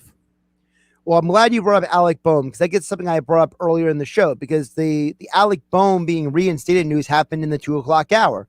And Frank, I'm conflicted on Bohm, because on one hand, I'm like, listen, he hasn't even played 162 games in the major leagues, right? And if you look at his history, he had exactly 166 games in college and 166 in the minor leagues. Like, what are the odds of getting the exact same number, right? And the numbers in college and the minor leagues were almost identical. Like, the only real difference was, I think it was 15% down in terms of batting average. You know what I mean? Otherwise, the power, the hits, the RBI, they're all almost identical. But this year has frustrated me with him. So I'm not sure what to do, Frank. Do we need to stay patient with Bohm, or do we need to cut and run with him? I think you need to stay patient. I did not think he was going to have a sophomore slump this year. I was wrong about that, because I feel like he had the ability to hit the ball wherever it was pitched. And, sometimes the sophomore slump is a combination of people learning how to pitch to you and of somebody's confidence, right? You mentioned his time in college and his time in the minor leagues. You go through that entire time. Did he fail at any single point? I think the answer would be no, right? So this is really the first time in his career that he's facing some sort of adversity, right? So I guess one of the big questions is you got to figure out how you're going to rebound from that, because he was probably just used to cruising along, and then he's finally struggling. I feel like a lot of his glove issues had to do with his issues at the plate. Like the one thing seems to weigh on him for the other. So it'd be good to see Alec Boehm get some confidence back, and maybe he can go back to hitting the ball where it's pitched. And we saw his power coming back a little bit before he had that COVID infection, but hopefully that power sticks around for Boehm, because I think that would be what kind of propels his confidence back. He had that home run off of Eric Sogard, I think it was, in the Cubs game, the infielder. But then he hit a real home run. So hopefully that's enough to maybe get him going and feeling confident again. Well, hopefully, because, there's a part of me that says, speaking of the Cubs, I would love to see Chris Bryant in a Phillies uniform. And there's a part of me that says, ask the question, would you put Alec Boehm in a trade for Chris Bryant? You know what I mean? Like, because Chris Bryant is a better fielder. He's played all over the outfield and the infield this year, basically. He's played both infield positions for the Cubs and all three outfield positions. And the guy's an MVP. He's a 4-time All-Star. I know he's going to be a free agent, but he's in that same age range as guys like Harper and Realmuto. So the Bryant temptation is out there. I don't think the Phillies will actually make the deal, but if the Cubs called me and said, I want Alec Boehm for Chris Bryant in a trade, I would definitely consider it, Frank. I would consider it, but I feel like in an off season, if you're going to trade Alec Boehm, he can land you something more long-term. Just Alec Boehm for 2 months of Chris Bryant, I would have a hard time doing that personally, especially because Alec Boehm could probably play another position for you down the line.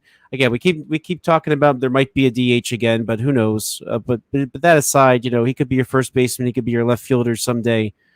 I would hate to remove a long-term piece, especially one of the ones that's still on a reasonable rookie contract, because you're paying all this money for all these players. You need some low-cost homegrown guys to fill out your lineup. Otherwise, it's just not going to work. Or otherwise, you'll be up against this luxury tax every year, and then that will limit what you can do. I mean, even if the Phillies go up this year, there are ramifications to going over multiple years. Now, one thing Dombrowski could be saying is, hey, listen, I think this new CBA, this luxury tax thing is going to be gone or changed, and that's a real possibility. So maybe the penalties that would happen if you do it a couple of years in a row won't exist after this year. So maybe you'll take a Bryant on, but I don't think you trade somebody like Alec Boehm for him.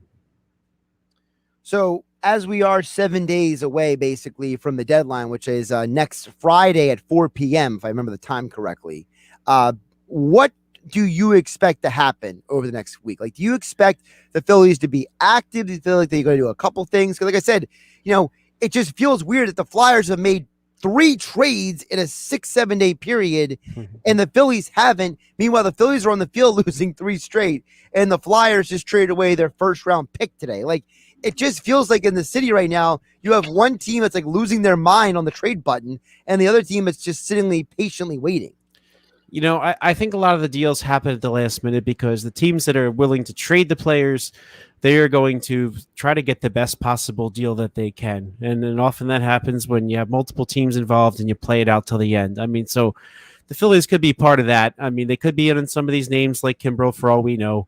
And, there's other teams that are going to be involved. I mean, the Giants look like a team that could really use Craig Kimbrel as well. And they have some better prospects than the Phillies perhaps to trade. So I could see things like this going down to the wire, and just because they're going through a tough stretch, I don't think that means you panic and you overpay for a trade. In terms of what's going to happen, I mean, Dave Dombrowski always seems to find the right kind of guy for the roster that he has. I mean, that's one thing he had a knack for. Steve Pearce is not going to be a name that lights up a lot of people's baseball minds as somebody that was one of a really, really good player, but he was a really, really good player for the 2018 Red Sox, and he brought them just what they needed, and they won the World Series. So I've mentioned before Darren Dalton, 1997, when Dave Dombrowski was with the Marlins.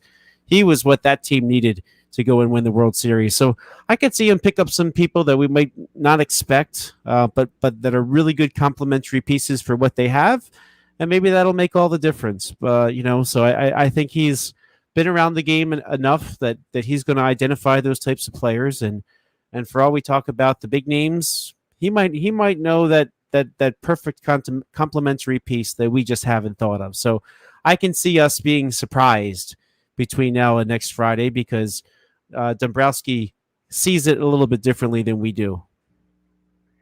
All right, Frank Klose, it's Happy Hour Friday, so I've been asking the audience throughout the show because I'm not the craft beer connoisseur that Mike Gill is, but I am a person who likes to go out. I'm a person who likes to be social, and I like to know what people are consuming. So we've had some interesting answers today. I want to know from Frank Klose, what is Frank Klose's happy hour or weekend go to this weekend? Do you have one?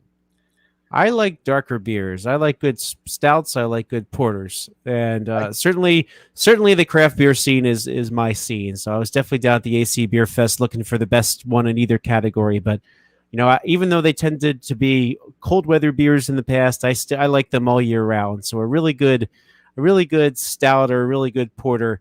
Among my favorites, Carl the Great from Broken Goblet Brewing. Not widely available, but that's definitely one of my favorites that are out there. Hey, listen, I'm not judging. I'm just curious what you're consuming because, like I said, when I go out, I like to see what other people are having. And we've gotten some very interesting answers today. We've gotten, one guy says he's drinking Honey Jack all weekend. Another guy saying he's doing Bud Light and Fireballs all weekend. Another guy saying he's doing Corona during the day and tequila at night. So you've gotten some interesting answers there. I like to see what other people are having because I'm sitting here in a studio, not drinking while I'm working, just my water and my tea behind me. So, I'm kind of like living vicariously through you and the rest of the audience. Well, yes, I'm a guy that likes to go visit different breweries. So South Jersey's got a million of them too. So there's lots of really good ones down there too. I think if I had to pick a South Jersey brewery, Ship Bottoms Mexican Stout is one of my favorite ones from South Jersey. That's an interesting choice. There you go. Frank Klose giving us some insight on the breweries and things that he has here on Happy Hour Friday. Phillies are a week away from the trade deadline. They've lost 3 in a row. They'll try to get back on track tonight. Zach Wheeler on the mound tonight for the Phils, and Frank Klose joined us here on the Sports Bash at Frank Klose on Twitter. Don't forget his Phillies mailbag every Tuesday on the Sports Bash. Make sure you send him those questions ahead of Tuesday. He'll answer them over at 97.3 ESPN.com. Frank, great stuff today. Appreciate you joining the show and calming me down a little bit. Always good to talk to you, Josh. Frank Klose here on the Sports Bash on 97.3 ESPN. Josh Hennig on a Happy Hour Friday. We'll get back to more of your thoughts and comments, 609-403-0973. I got another few people who want to jump in on the conversation when it comes to their Happy Hour Friday, their weekend consumption so far this weekend. Don't forget, Andrew DiCecco, football at 4 coming up at 4 p.m. today, previewing the NFC East. Plus, Kevin Durso jumping back on today. Flyers, third trade in a week. They got Ristolainen. What does it mean? We'll ask Frank Klose. Chuck Fletcher speaks at 4 p.m., so Durso will join us right after the GM has finished talking today. And at 5:25 p.m., Jeff Kerr will join us to talk more about the NFC East, Jalen Hurts, and more later today. Football, hockey, and Phillies. And, of course, you, 609-403-0973 is the text board. And we are live on Facebook, YouTube, and Twitter. I got more of your comments to get to on the stream here. Josh Hennig filling in for Mike Gill on 97.3 ESPN. Don't forget the 97.3 ESPN mobile app. It's free thanks to First Bank of Sea Isle City. This weekend on Major League Baseball on ESPN Radio, the Chicago White Sox sit high atop the AL Central, while the Milwaukee Brewers in first in the NL Central. And the two go head-to-head this weekend in Milwaukee. Well struck left center field, way back and gone. Jose Abreu will touch them all. The Brewers and White Sox. Coverage begins tomorrow at 6:30 Eastern. Listen to Major League Baseball on 97.3 ESPN. Indeed delivers great candidates fast. In fact, Indeed delivers 4 times more hires than all other job sites combined, according to Talent Nest. More at Indeed.com/credit. No matter the mileage, no matter the make, no matter what you owe, Matt Black Kia wants your vehicle today. Even if you don't want to buy a new car from us, we need to replenish our inventory, so we need your vehicle, no matter the situation. Stuck in a loan or lease? Matt Black Kia wants to get you released. Get cash for your car today, up to 125% of Kelley Blue Book fair market value, even if you don't buy a car from us. However, if you are looking for a new ride, take advantage of New Jersey Charge Up Incentive Program. Get 10 grand off on all brand new 2020 Niro EV, all 2021 Kia Souls, $1,500 cash back, or pay 0 interest for 60 months on every Kia Sportage, Forte, and Stinger. It's gotta be a Matt Black Kia. Offers with approved Tier 1 or 2 credit through Kia Motors Finance. Not all will qualify. 0% based on 1667 per 1,000 borrowed. Negative equity financed into new loan. Call 877-289-6670 or go to mattblackkianj.com for complete details. Expires 8/6/2021. Matt Black Kia, 6211 Black Horse Pike, Egg Harbor Township, and now on Route 37 in Toms River.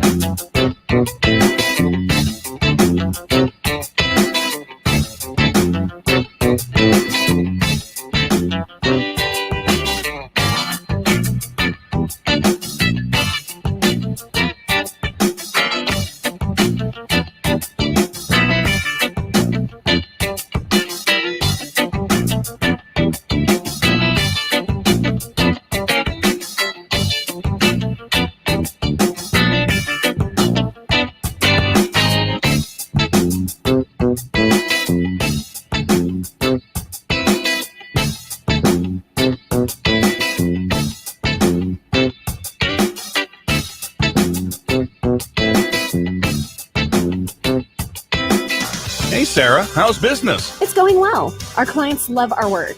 I just wish we could figure out how to grow faster. I hear you. Is it slow for everyone in your industry right now? Actually, no. I see competitors all over South Jersey who seem to be very busy, even though I know my work is better than theirs. I just wish I knew how they were finding new customers, because if I could do it too, I know I could beat them. I had that same challenge until I signed up with Town Square. Now my website is on page 1 of Google and I'm getting leads every day. Town Square, was it expensive? Not at all. Zero cost to build the site, no nickel and diamond, and no contracts. Just a monthly subscription that I can cancel anytime. It's awesome. Was it time consuming? Because I don't have time to... It was easy and fast. I reached out to them at mylocalcustomers.com, and Town Square did the rest. Go to mylocalcustomers.com for a free competitive analysis that will show you how the most successful businesses in South Jersey grow and how you can do it too with no risk. Be one of the first to sign up and you'll receive $500 in free advertising on this station. Visit mylocalcustomers.com. That's mylocalcustomers.com. You can watch the Sports Bash live now on Facebook, YouTube, and Twitter. Search 97.3 ESPN or visit our website, 97.3ESPN.com.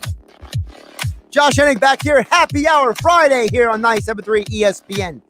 Filling in for Mike Gill here on the Bash. Still to come, football for Andrew DiCecco. We'll preview the NFC East, the final division on the Football at 4 preview powered by the Inside the Birds podcast. Plus,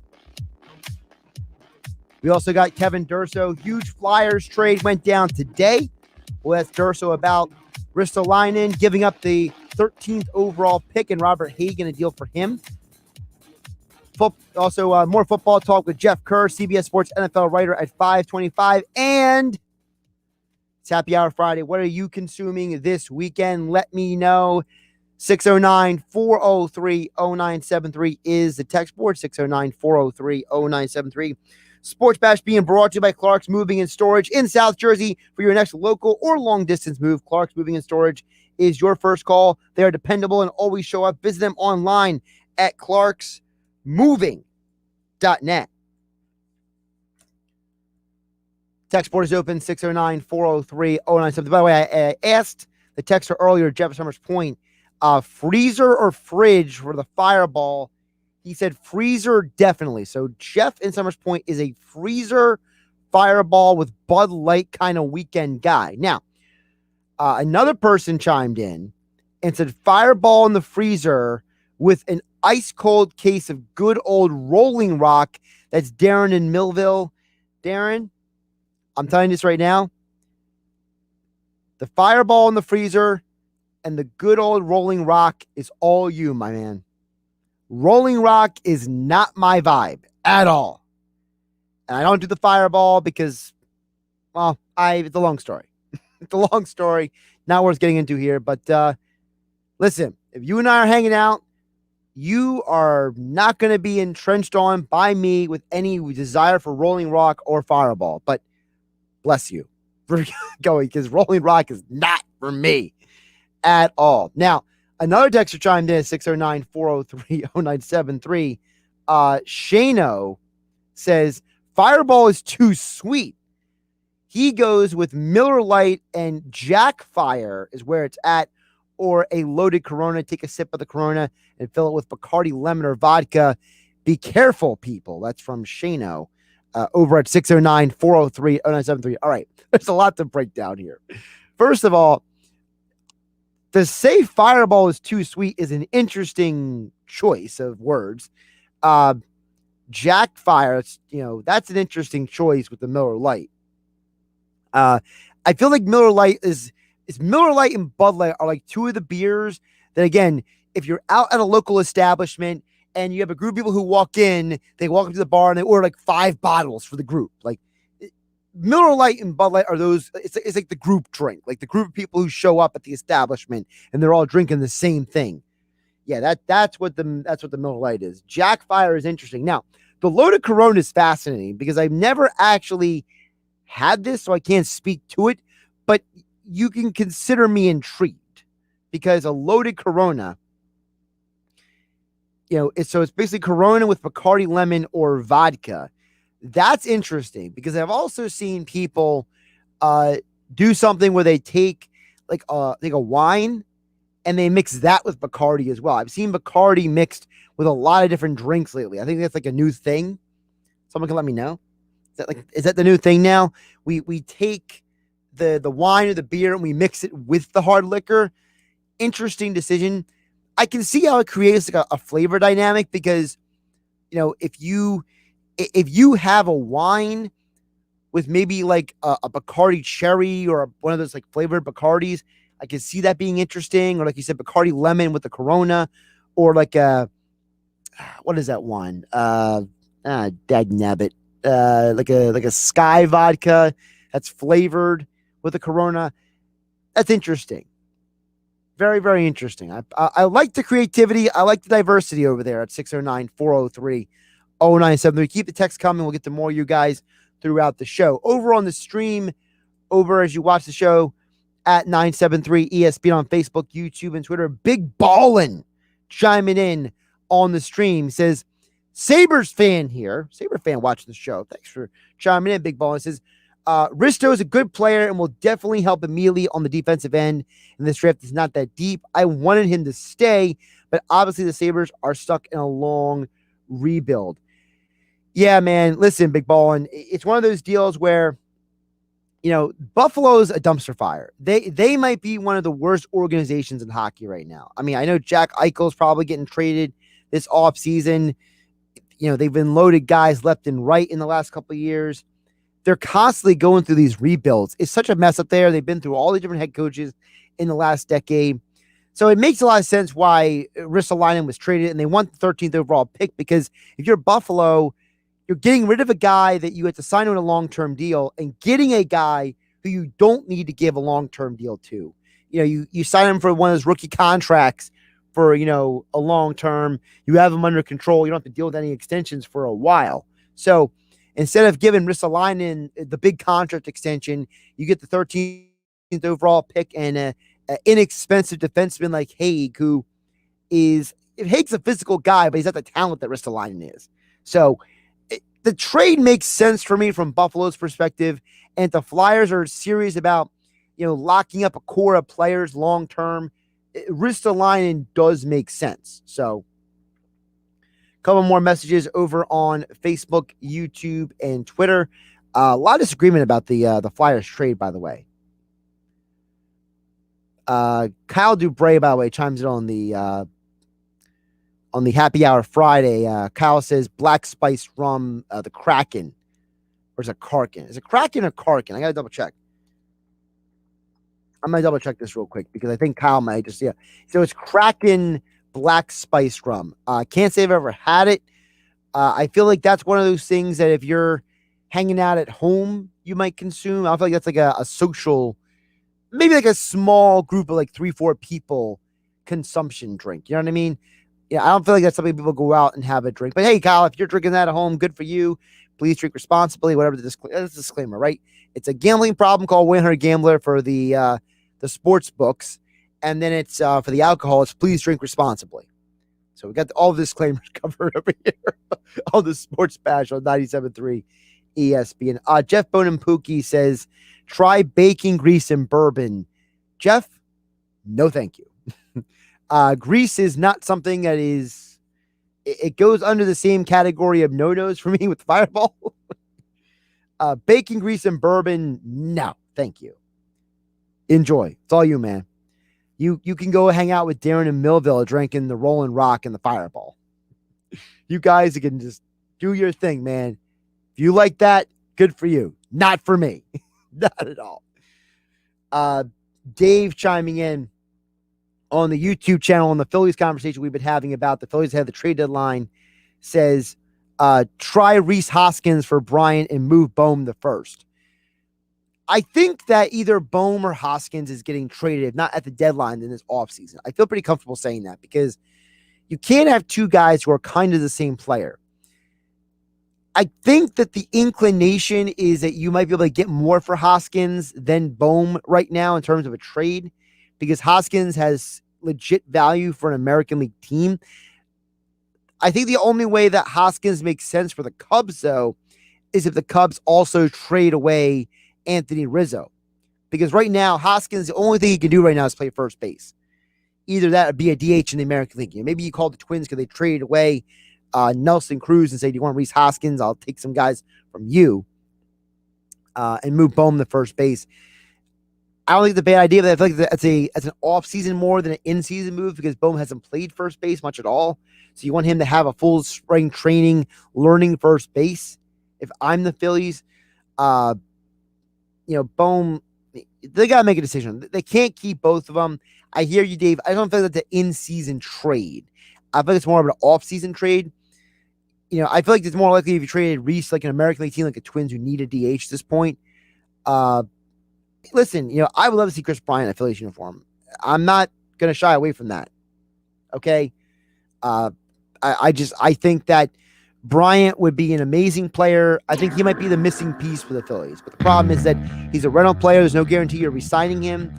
There's nothing in the collective bargaining agreement that gives you, first right to refusal. He's not a restricted free agent. He's unrestricted. And a guy's a former league MVP is going to demand a lot of money. And I'm not sure if the Phillies are willing to go down that road yet. All right, Josh Hennig filling in for Mike Gill. Happy Hour Friday. Keep the messages coming. 609-403-0973 is the text for what are you drinking this holiday, this weekend. Happy Hour Friday. Summer weekend, Saturday, Sunday. I've been working all weekend. So I got my water. I got my tea. I got my all my drinks behind me over here. You see my shirt on the stream. Coming up next, we'll get back into football. Andrew DiCecco will join us. Football at 4, powered by the Inside the Birds podcast. We will break down the NFC East next with DiCecco right here on 97.3 ESPN FM. Hey, South Jersey, it's Billy Schwein. This Saturday in the locker room, Scott McKay joins me in the studio as we look at the Phillies and the roller coaster ride they're taking us on. The Eagles report to camp on July 27th, and we'll look at some of the new faces on the team. Then it's the Beach Patrol report. We'll have the results and some interviews with the winners from the AC Classic lifeguard races. Plus, our special guest is Ross Colton. This Tampa Bay Lightning and South Jersey native scored the game-winning goal in Game 5 of the Stanley Cup Finals. It's the locker room with Billy Schwein, Saturday morning from 10 a.m. to noon on 97.3 ESPN. Health Update with Robin Stoloff. Learn more, live better. It's time to get your grill on. What's summer without a cookout? If you're hosting a get-together, you want to make sure you do it right. Here are some tips from the grill company Weber. Preheat the grill with the lid closed for 10 to 15 minutes. It loosens any bits of food on the grate and makes for more even cooking. Keep the grill clean to keep food from sticking. It's easiest to clean with a stainless steel brush while it's still hot. Put oil on the food, not the grate. Keep the lid down while cooking to sear the food, speed cooking time, and prevent flare-ups. If you're using a charcoal grill, skip the lighter fluid. Who wants foul-smelling chemicals under their food? Chimney starters and lighter cubes are much cleaner and more effective. Finally, use a grill thermometer to make sure your food is cooked properly. Following a few simple grilling guidelines will make for fun, safe, and delicious barbecues all summer long. I'm Robin Stoloff for Health Update. Health Update with Robin Stoloff, empowering you to live a healthier life. Josh Hennig here for my friends over at PropSwap.com and the PropSwap app. The NBA Finals are done, which means we're starting to look forward to the NFL season. It's right around the corner. Training camps are getting started, and Luke Briganti is joining me right now. And Luke, looking back at the NBA Finals, I know you guys had a lot of people who were able to jump in on those swings of the NBA Finals with PropSwap. That's exactly right. The now sale that's going to live in infamy was a $500 Phoenix Suns future at 40-1 odds. He placed that bet in April, and he sold that ticket when Phoenix was up 2-0 for $16,000. $500 bet into $16,000. Everyone said, this guy's crazy. Phoenix Suns are a lock. They're up 2-0. They're going to win this thing. And Giannis had other plans in mind. So $16,000 on a ticket is not worthless. The Olympics are here. How can folks get involved with PropSwap.com and the PropSwap app with the Olympics? Plenty of tickets for sale in the Olympics, men's basketball, women's soccer. We certainly have gymnastics as that kind of rolls through. The Olympics want a small ticket, a large ticket. We got plenty of options for you. People always ask me, can you bet on the Olympics? You can bet on anything. PropSwap.com is America's marketplace. The PropSwap app, take those Olympic bets and flip them to make some even bigger payouts. And speaking of payouts, Luke, the NFL, it's right around the corner, and there's a lot of opportunities with these NFL futures for PropSwappers. Futures and long shots can pay. I would encourage everyone, go into your local casino, make a bunch of long shots, bet on the Bills, bet on the Rams, bet on the Chiefs. I love our birds, man. 100-1 right now. And you can flip that if Jalen Hurts comes out hot in the first few games. I think we'll have a ton of demand for Birds tickets. So make those tickets now while the odds are high, and you can sell those as the season goes on. You want to have that ticket, take it to PropSwap.com, the PropSwap app, America's marketplace, and you can make money no matter what the outcome is, but you only can do it with PropSwap. Luke, thanks again for joining us. Thanks, Josh.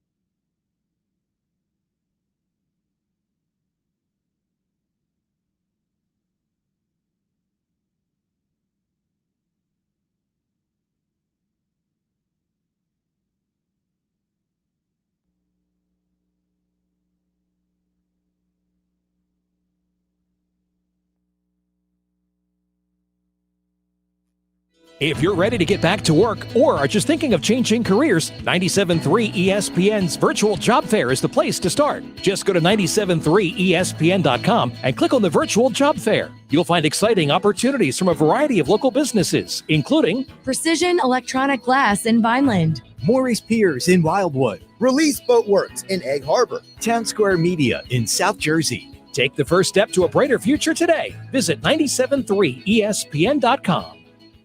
South Jersey's home of the Sports Bash with Mike Gill. I am the voice of the voiceless. 97.3 ESPN, WENJ, WENJ HD, Millville, Atlantic City, a Town Square media station.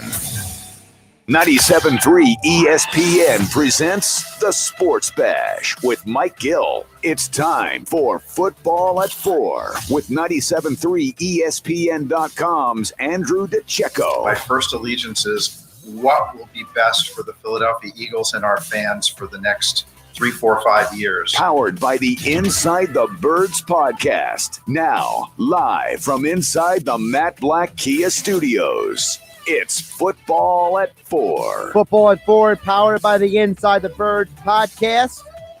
Josh Hennig live in the Matt Black Kia Studios here on 97.3 ESPN. Matt Black Kia, they want to get you approved today. Matt Black Kia, Black Horse Pike, Egg Harbor Township. Visit them online at mattblackkia.com. Well, we've been previewing all the divisions here on the Sports Bash, and Mike Gill is off today. Josh Hennig filling in for him, and we are finally at the NFC East. We've gotten through every division. We've left the best for last, and joining us as he does each and every Friday here on a Happy Hour Friday, it is Andrew DiCecco joining us as we are getting into the NFC East. The Birds are a mystery. The Giants, a lot of questions. The Cowboys, they're on Hard Knocks, and then the Washington football team. Will Fitzmagic live? We'll get into all that and more right now with Andrew DiCecco here on 97.3 ESPN. Andrew, happy Friday. How you doing? Hey, Josh, how's it going? It's going all right. Just another day in paradise, and it feels like football. I'm getting more and more anxious for football to get here because I'm starting to get the itch. You know what I mean? I feel like, it's getting to a point where it's becoming more pronounced. Like, football season between the draft and training camp, you always have those longing feelings. It feels like the anticipation of training camp is really ramping up for me, at least. Right. So let's get into some of these teams. I want to start with the team that won the division last year, which is Washington. And they still have a great defense. But the question is on the offensive side of the ball. Most people believe that Ryan Fitzpatrick is going to be the leading candidate. But it seems like Washington is at least putting out to the media that it's a competition between him and Hennig. I'm assuming that if Fitzpatrick is the Fitzpatrick we know, he would win that competition. So what does Ryan Fitzpatrick bring to the Washington offense they didn't have last year, Andrew? Well, he brings a veteran pedigree. He's usually the type of player that once he arrives at a team and within the first year, he makes an impact. Then usually it's his tendencies start to catch up to him. Teams catch up to him, and he usually falls out of favor and moves on to the next team. He's been on a number of different teams, but he usually goes to the team and it usually ignites them, provides a spark, has that veteran presence, knows how to get everybody involved, which I really like because they have a lot of offensive weapons to use at his disposal. So I think that he's going to win that job pretty handedly. I think that they're going to sort of advertise it as being a quarterback competition, but let's not kid ourselves. It's going to be Ryan Fitzpatrick week 1. Now, we know they added Curtis Samuel to an offense that already has about, but it feels like every other player on the offensive side of the ball has flexibility. Guys like Antonio Gibson, guys like they had J.D. McKissick last year, Terry McLaurin's obviously a threat. So what do you think Washington's offense is going to be able to do this year with all those versatile weapons? Well, I think they're going to do a lot of great things this year. And I'm going to tell you why, because their receiving core is one of the deepest in the NFC East, and probably is the deepest in the NFC East.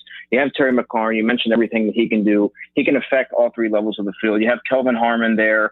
Curtis Samuel came over from Carolina. Curtis Samuel was more of that gadget type of player, explosive, get him on the move. He can be a dynamic threat out of the slot. And you have, let's not forget, they drafted Diami Brown, the wide receiver from North Carolina, who was an explosive vertical threat. They took him in the 3rd round, a player who many Eagles fans, I'm sure, would have liked to have seen become a Philadelphia Eagle. He went, I believe, pick number 82. They also have Antonio Gandy Golden, who is still a big body, but he's a raw player, and he should be able to factor in the red zone this year. He was a 4th-round pick in 2020 out of Liberty. They also have Isaiah Wright, who was a college free agent last season from Temple, right in our backyard. or my backyard, I should say. And he's another guy he's a big, strong, quick receiver, contested catch specialist, made the team as an undrafted free agent last year. Really liked what I saw from him, dominated the Shrine Bowl. And Steven Sims, he's a little bit further down the depth chart now. I thought he was going to be someone who was going to be an explosive, emerging slot receiver, but he really fell out of favor, never really lived up to expectations.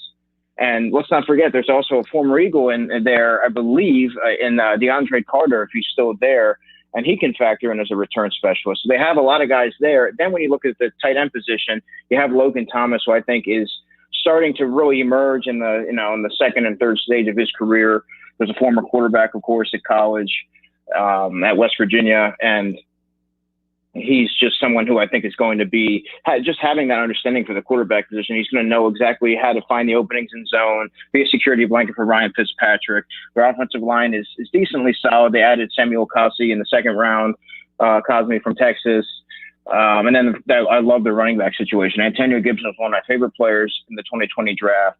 He's a former wide receiver turned running back, very limited mileage on the tires there, and just someone who can affect both the passing game and, run the ball between the tackles and bounce it outside and create the home run play there. And J.D. McKissick provides the best of both worlds as a pass catching specialist, good route runner, very quick and elusive player. So, and they added Jared Patterson, a player who I thought was going to be drafted. He went to Buffalo. The kid rushed for about 3,800 yards in 3 years and scored 19 touchdowns last season for the Bulls. So he's another guy that I think could very easily provide some more depth to that running back room. Yeah, Jared Patterson's a stud, and you know what? If you find a way to work him into that offense, Washington can be very good, but the question still is the quarterback. And just flip it over to the one thing we do know, the defense. Washington's defense gave the world champions, Super Bowl champions last year a run for their money in the postseason. They're down Ryan Kerrigan, but I think the addition of Davis through the draft is going to be big for them. Oh, yeah, absolutely. Let's talk about their defensive line. It's just going to be ferocious. You have Chase Young, you have Deron Payne, who I actually think is one of the best defensive tackles in football, maybe the best defensive tackle in football. Sort of gets a little overshadowed there with all the talent around him. Jonathan Allen's there, Montez Sweat's there, Matt Ioannidis is there, Tim Settle. So they have a lot of backup support to provide to give those guys a blow up front. Jamin Davis is there at linebacker to sort of invigorate that group and provide some athleticism there. Cole Holcomb's a solid player, not tremendously athletic, but he provides a lot of toughness and tenacity from the outside linebacker spot. Then you move to the secondary. You have William Jackson, who came over from the Cincinnati Bengals, very quick twitch player, not necessarily the get up in your face, press you type of corner, but he can remain in phase, very fluid, both in and out of transition. Cameron Curl is a player who was a 7th-round pick out of Arkansas last year. Really liked what he brought to the table. Sleeper pick. He had about 90 tackles and 3 picks and a touchdown last season. Really burst onto the scene. So I like what he provides as a complement to Landon Collins playing beside him. And Jimmy Moreland, in my opinion, I've been saying this since, a couple years now, he is the most underrated nickel corner in football. Where does Washington's defense rank compared to the rest of the NFC East in your mind? Not the NFC East, but the NFC in general, because, this is the second year now Jack Del Rio and Ron Navarro have a defense, and historically, the first year Jack Del Rio has a defense, there's a huge progress meter. But the second year, they kind of plateau a little bit. So will this defense plateau? Can they be better than they were last year? How they rank versus the rest of the NFC? Well, I think you said it there. Continuity. The Jack Del Rio has a history, and that defense has adopted that tough-minded mentality. And you look at the talent that he has there at the pass rush situation, and they now added Davis at linebacker, and they've solidified the back end a little bit more. Last season, let's put it this way: last season, I thought that they had a chance to be one of the best defensive lines in football, and this season, I think that they can. This is where they take the next step and become probably one of the better defenses in the NFC. Andrew DiCecco, Football at 4, powered by the Inside the Birds podcast. We're breaking down the NFC East, the final division, and our divisional previews today on the Sports Bash on 97.3 ESPN. Andrew DiCecco joining us here for Football at 4. Andrew, let's head up the I-95 to the New York Giants. To me, the Giants are a team that I feel like I don't have a ton of answers about, because they added all these wide receivers, but to be honest, I still don't know what Daniel Jones is this point. Did the Giants do enough this offseason to put an offense around and in front of Jones to make him successful? It's strange that with the Giants, because for years they had the quarterback and the surrounding talent, but the offensive line was always in shambles. Now they have a lot of young pieces there, and the offensive line looks like it's coming together, and the receiving core is vastly improved, but there's a lot of questions surrounding the quarterback. So I don't know that Daniel Jones has what it takes to become that bona fide, clear-cut top option in the NFL based on where he was drafted. We just have not seen enough in the past 2 seasons. He's a very streaky player. He'll put together some very strong performances, and then he'll be sort of marred by a lot of, gaffes. I mean, just look no further than when he broke open in the open field against the Eagles and just tripped over a blade of grass. These are things that you have to be a little bit more headsy and graceful as a quarterback, and not necessarily the most proficient in his reads, and there's certain blemishes to his game that they just haven't gotten ironed out 2 years in. So we'll see what they can do there. But I love what they've done at the wide receiver position to sort of provide some support to Darius Slayton. Sterling Shepard is a very good slot receiver, but he's banged up constantly. So what they did was they brought in Kenny Golladay from the Lions. He signed a 4-year, $70 million contract. He played in just 5 games last year, but he's been a very dominant player at the peak of his game. So he's going to provide a good complement there. John Ross also comes over from the Bengals. John Ross, the year before, he put together his best season as a pro. I think it was just 500 yards. But, last year he was injured with a foot injury and was only limited to 3 games. So I don't know how much you're going to get out of John Ross. He's an explosive, speedy guy and can add another dimension to that aerial attack. But that's more of a luxury now. They also added Dante Pettis, who is another vertical player as well. So we'll see what they can do there. So how do you expect them to line up all those guys? Because you basically just named 5 dudes who all can have an impact in the offense, but you're probably only going to have 3 wide receivers on the field at a time because you already have Evan Ingram out there. Saquon Barkley's coming back. So I'm assuming it would be 3 receivers, Ingram and Barkley out there on their best formation. So who do you think those receivers are going to be in those situations? Yeah, and let's not forget Kyle Rudolph's there as well. So eventually, I think he's injured, but when he's healthy, I think that you can see some 2 tight end sets. But you're right. Going in the early goings, I think you're going to see 3 wide out sets, and you're going to see probably Darius Slayton, Kenny Golladay, and Sterling Shepard. I would have to think Sterling Shepard's role, his stranglehold on that slot spot is tenuous at best, in my opinion, because of his availability. Because he's not necessarily an explosive player, he has a knack for getting open, good route runner, good short area quickness, but not someone that's a game breaker when you're looking at someone like a John Ross or even a Dante Pettis, who is still a raw player, has not lived up to expectations, but they just bring a little bit more of another dimension to the offense. So, Sterling Shepard's steady, and I think that'll be his job in the early goings. We know that the Giants try to improve their defense through the draft, but despite that, they lost Tomlinson, I believe, in the offseason to Minnesota. So what is the Giants defense coming into this year? Because last year it was like one of those no-name defense of a bunch of guys who were hustling. But to me, losing Tomlinson is a huge loss. I don't really think they filled in for. No, they really didn't. I think Danny Shelton's there. Danny Shelton is, he's just an average player. They have Dexter Lawrence and they have Leonard Williams is there. But, you're right. Replacing a guy like Davin Tomlinson is, that's no small feat, and they don't have the personnel to do so. So there's going to be a little bit of a gaping hole right in the middle of their defensive line, and that I think teams are going to find success running between. And then you look at the linebacker spot, and the linebacker spot to me is just a lot of slow-footed, physical, and they come downhill, but they're not really fluid in space. And I think they can be exposed there in the middle of the field by some of the more dynamic tight ends and pass catching running backs that they're going to go up against. And there's not a whole lot of promise behind them. So that's going to be a little problematic for them. And then the secondary, James Bradbury is they paid him a lot of money, the Giants did a season ago, but he's still vastly underrated. Jabril Peppers is there. Logan Ryan's there. Darnay Holmes. I mentioned Jimmy Mullen. Well, Darnay Holmes is not far behind as being a dominant nickel player, and I think that he's going to become more of a household name this year. That was, of course, the 4th round pick out of UCLA who really impressed at the Senior Bowl. So they have some pieces there on the back end to work around. Football at 4, powered by the Inside the Birds podcast. Andrew DiCecco joining us to preview the NFC East today at DiCecco NFL on Twitter. He joins us each every Tuesday and Friday on the Sports Bash. Josh Hennig filling in for Mike Gill here on a Happy Hour Friday. Andrew, let's go down to the team that I think half the division is going to be sick and tired of by the end of August because they're on Hard Knocks. It is Jerry Jones's Dallas Cowboys. Cowboys are an interesting team because of the fact that Dak Prescott's coming off of injury. They have a new defensive coordinator. There's some changes. There's some differences going on with the Cowboys. So let's start with defense with you. What does Dan Quinn bring to this team that they didn't have last year in Mike Nolan?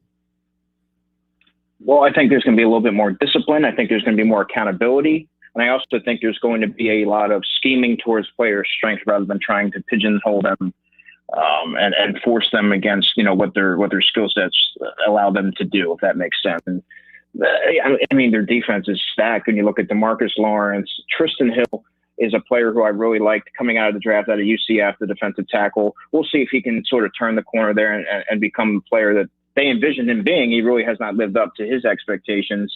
Gallimore is there from Oklahoma, I believe. You have Randy Gregory, and I love their linebacking situation. You have Micah Parsons and Jalen Smith manning the middle of the field for that defense. They're very versatile players and multifaceted, and they can play the run and they can play the pass. There's not a whole. They can do different things coverage-wise with those guys that a lot of teams don't have the luxury of. The secondary is very young. I like that. I like the talent on the back end. You have Reggie Robinson, who they took in the 4th round in 2020. You have Kelvin Joseph, who's a bit of a raw player. I thought that was a reach there in the 2nd round. That was their 2021 pick. Those are the 2 corners in all likelihood. You have Trayvon Diggs. Trayvon Diggs, who they took, my mistake, from Alabama. And I think that, that's right. Reggie Robinson is their free safety. So he's another young player. Trayvon Diggs was their 2nd round pick in 2020. He's there as well. And then Jordan Lewis is a small, undersized, but very quick and shifty slot corner that sort of matches up with some of the more explosive players that the opposition presents.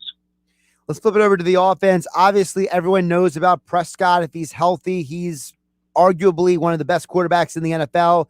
Ezekiel Elliott, hopefully, Cowboy fans are hoping he gets back on track. We know about the 3 wide receivers, Cooper, CeeDee Lamb, and Gallup.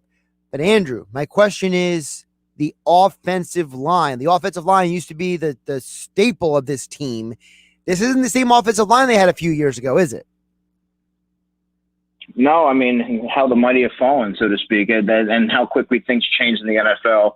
They aren't as bad as you might be led to believe, and I think that it could very well be a strength to certain players sort of step forward and take that next step. And yeah, Tyron Smith is there. Biadasz, the center, was a 4th round pick in 2020. I think this is going to be a crucial step in his progression this year. I think he's going to really stand out. Zach Martin's there. La'el Collins, let's not forget him. La'el Collins is there as well. So they have a good mix of veteran and young upside there to work with. And the receiving core is very strong. They have the potential to be one of the best offenses in general in the NFL. However, they're not very deep. I mean, I think they have Noah Brown still there, the former Ohio State receiver, and Malik Turner is there as well. But let's talk about the top 3 guys: Amari Cooper, Michael Gallup, CeeDee Lamb. All 3 of those guys provide so many different variables and so many different traits that they bring to the forefront, and they can be utilized in many different ways. And I think CeeDee Lamb is really going to become one of the more breakout players of the 2021 season. Then you look at the running back situation. You have Zeke Elliott, you have Tony Pollard, who's more the pass receiving guy, and Rico Dowdle, who's the between the tackles grinder. So you have Ezekiel Elliott, who can be there's the 3-down workhorse, and then you have the 2 complementary players in Pollard and Dowdle. I really like that offense. It's very well rounded. Let's jump over to the Eagles. We left them the best for last. The team that has the most, I think, questions because if everything lines up for the Eagles, they can be probably an 8-9 win team, or everything could fall apart again and they could be a 4-5 win team. So let's start with Jalen Hurts. I feel like Jalen Hurts is the most controversial topic in terms of the national pundits, in terms of the Eagles, because either people believe Hurts can be a good starting quarterback, and then there are people who believe that he's just a mobile quarterback who can throw. So where do you stand on Jalen Hurts as the Eagles starting quarterback? Yeah, it's kind of weird that he's become such a polarizing figure after just a 4-game sample size. I mean, so many people are ready to write Jalen off before he's really had a chance to prove what he can do with a full off season, with working with his skilled players and the new coaching staff, and how he's going to iron out some of the areas that he needed to improve on. And obviously the turnovers, working through his progressions, and just a lot of maturity progression that you want to see from him from year one that he never really had. And remember, he never had a preseason to work with. So I think that there's just a lot of skepticism around him based on what they had to go off of. He turned the football over. He was flashy in spots, but not consistent enough. Doesn't have that prototypical size. He's sometimes just too quick to run out, escape the pocket, and create yards with his legs. He's got to be a little bit more patient, hang in there. And but I think he's going to continue to build continuity with his pass receivers. And you have Dallas Goedert, who I think is going to be, if there's any question last season, he's going to become a top flight tight end in this league. He has that continuity with Devontae Smith. I think Devontae Smith's really going to be that target monster who's going to live over the short to intermediate routes and just be a player that Jalen's going to rely on and go to in critical moments. And then Jalen Reagor, I don't know that he's going to be a volume guy, but I think that he's going to take a step forward and rebound from that rough rookie season. And he's going to be that vertical guy, and someone who I hope the coaching staff utilizes in the way that his skill set is meant to be utilized, and get him on the move, get him in space, let him take the ball out of the backfield and manufacture yards that way. Just get him involved in the game early, and so to kind of build his confidence, because every player is wired differently. And I think that he has the skill set. It's just a matter of using him the right way. And Travis Fulgham is going to be the third option at receiver. He's going to be the red zone guy, the guy who's going to come up with those contested catches and things like that. So I like what they have there at receiver. They're young and they are inexperienced, but they all bring something different to the table. Andrew, my biggest question on the defense isn't specifically about the players, and I feel like the cornerback situation will figure itself out eventually. My question is Jonathan Gannon, because we have no idea what this is going to look like, because with Jim Schwartz, you knew what Jim Schwartz's defenses were. You knew who Billy Davis was, at least, prospectively from other teams, right? We knew who the past guys who were defense coordinators were here.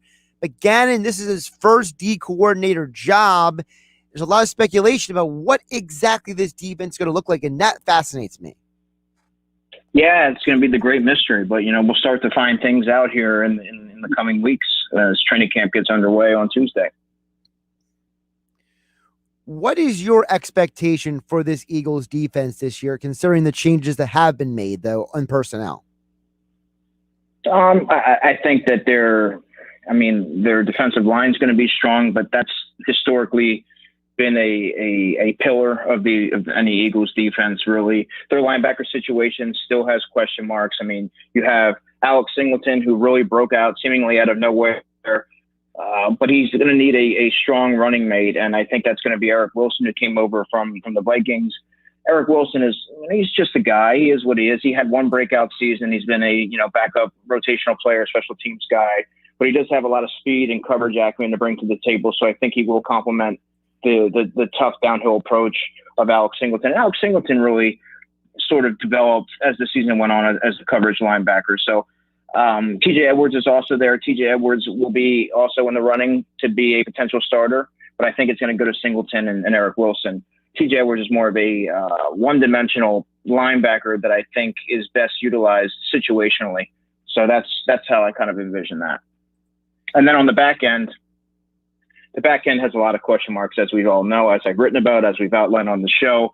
You have Avonte Maddox, who right now he's written in pencil as the corner opposite Darius Slay.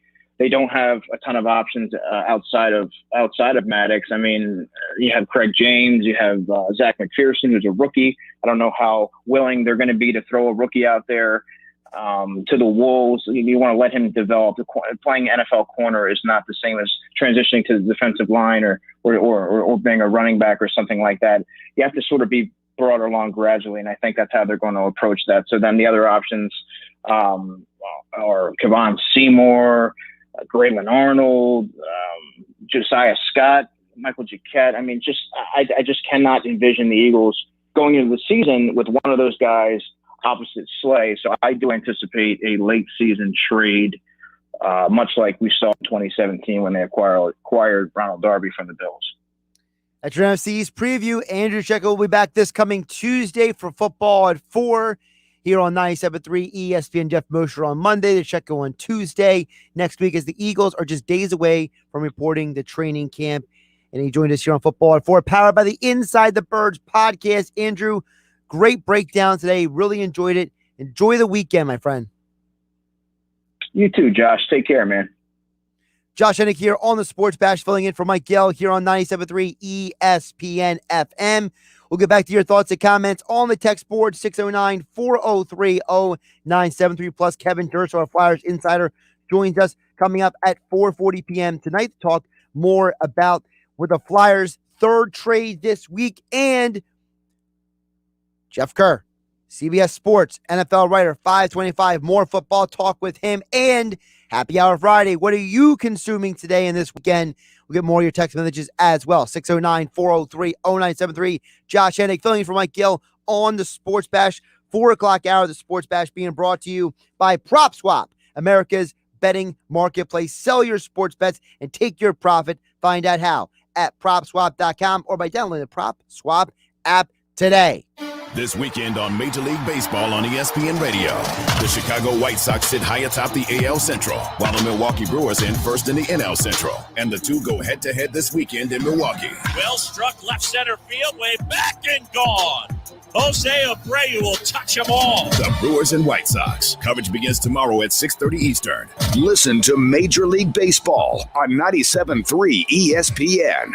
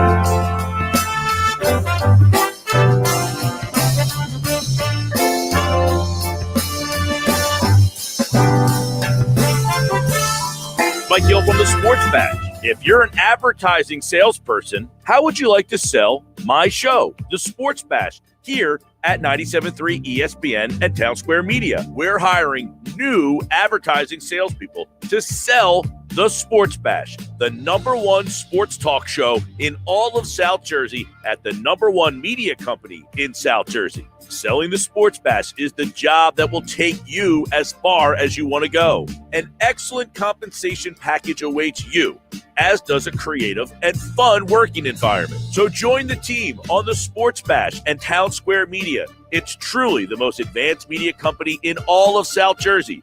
Start or build upon your sales career by becoming a member of our team here at 97.3 ESPN and Town Square Media. If you're interested, apply at townsquaremedia.com. Click on careers. Town Square Media is an equal opportunity employer. Everybody knows the best sweet corn in the country is grown right here in the Garden State. This is New Jersey Secretary of Agriculture Doug Fisher. Jersey fresh sweet corn is in season and at your favorite market now. So get some today. Stay loyal to local Jersey fresh sweet corn. You can watch the Sports Bash live now on Facebook, YouTube, and Twitter. Search 97.3 ESPN or visit our website, 973ESPN.com. Josh Hennig here on the Sports Bash, 97.3 ESPN FM, 97.3 ESPN mobile app. We are live on Facebook, YouTube, and Twitter. Sports Bash 4 o'clock hour being brought to you by PropSwap, America's sports betting marketplace. Sell your sports bet, take your profit. Find out how at PropSwap.com or by downloading the PropSwap app today. Less than 10 minutes from now, we'll be joined by Kevin Durso, our Flyers insider. Flyers make a third trade this week. We'll get to that in just a little bit. Chuck Fletcher spoke to the media today. Had some very interesting things to say to the media.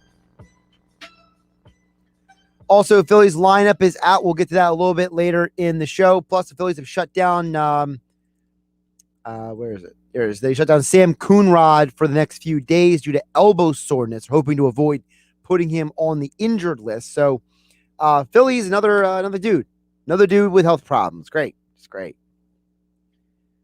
I thought he was supposed to come off the injured list today, but apparently they're shutting him down for 3 more days. I mean, my goodness. What a mess. Phillies are a mess. Flyers make 3 trades in the week, and the Phillies can't stay healthy. Welcome to Philly. Also, it's Happy Hour Friday. I've been taking your guys' thoughts and comments at 609-403-0973 on the text board and also on the 97.3 ESPN mobile app. You can send messages as you listen on the 97.3 ESPN mobile app. Of course, all the latest on the Flyers, Phillies, Eagles, and Sixers, and local high school sports are all on the 97.3 ESPN mobile app at 97.3 ESPN.com, including my Top 10 Thursday article each week, as well as my Fitness Friday articles, all on the 97.3 ESPN mobile app. Happy Hour Friday. What are you consuming this weekend? A lot of interesting diversity of people. I mean, we got one guy saying he does Corona during the day and tequila at night. Another guy says that he mixes his tequila, his Corona with Bacardi or vodka. We have somebody else saying you're doing Bud Light and Fireballs. Another person saying Fireballs are too sweet. So he's going Jack Fire with his Miller Lite. Another person saying he's doing Honey Jack all weekend long. A lot of diversity here on a Happy Hour Friday here on 97.3 ESPN FM. More texts at 609-403-0973. One guy says Line and Kugel Summer Shanty. That's from FG in Mays Landing. Line and Kugels are good. I find that the Line and Kugel line, all of them are pretty crisp. They're a great summer drink for those of you out there who are looking for something more light during the summer. So go one there. Also, we got a text from Tom in Margate at 609-403-0973 is the text board. Tom from Margate says, Josh, I am also a dark beer drinker like Frank Klose. I'm a fan of the Smithwick Ale, if I can find it. That's from Tom in Margate. Yeah, Frank Klose said in the 3 o'clock hour he's a big fan of the dark beers year round, even though most people go dark beer in the winter, light beer in the summer. Interesting choices, interesting diversity we got going on here for a Happy Hour Friday. You can send in what you are consuming this weekend. I like details, folks. I like to know all these details. What are you drinking? Why are you drinking it? What is your go-to move? I love the feedback you guys are giving us throughout the show. We also got a message over on the text board via the 973 ESPN mobile app. If a texter says, if you're willing to pay Bryant a ton of money to be on the Phillies, I mentioned the Phillies, I would love to see Chris Bryant on the Phillies. Messenger says, if you're willing to pay Bryant a ton of money to be on the team, would you trade Bohm now? You may as well just wait for the offseason to see if the DH becomes permanent. Maybe sign Bryant as a free agent, and then you move Hoskins or Bryant then. Yeah, I understand that's a possible option. One of the problems is that, when you look at the Phillies in terms of their situation, I just look at Bryant and I see a guy that I would love to have on the team. I feel like that the team is so poor defensively and Bryant is so good defensively that I think that change would be great. That's my personal perspective on it. I just look at the Phillies and I see a team that's struggling right now, and I want to see them get better. I want to see them play well. And, they're practically driving you to have to go out and drink.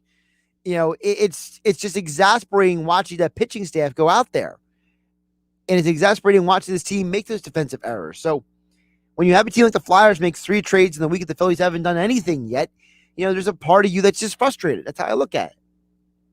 Speaking of the Flyers, we will get back to the Flyers coming up next. Their third trade today, Chuck Fletcher spoke. Who is this new defenseman? Why does it matter? Why did they give up the 13th overall pick to get him?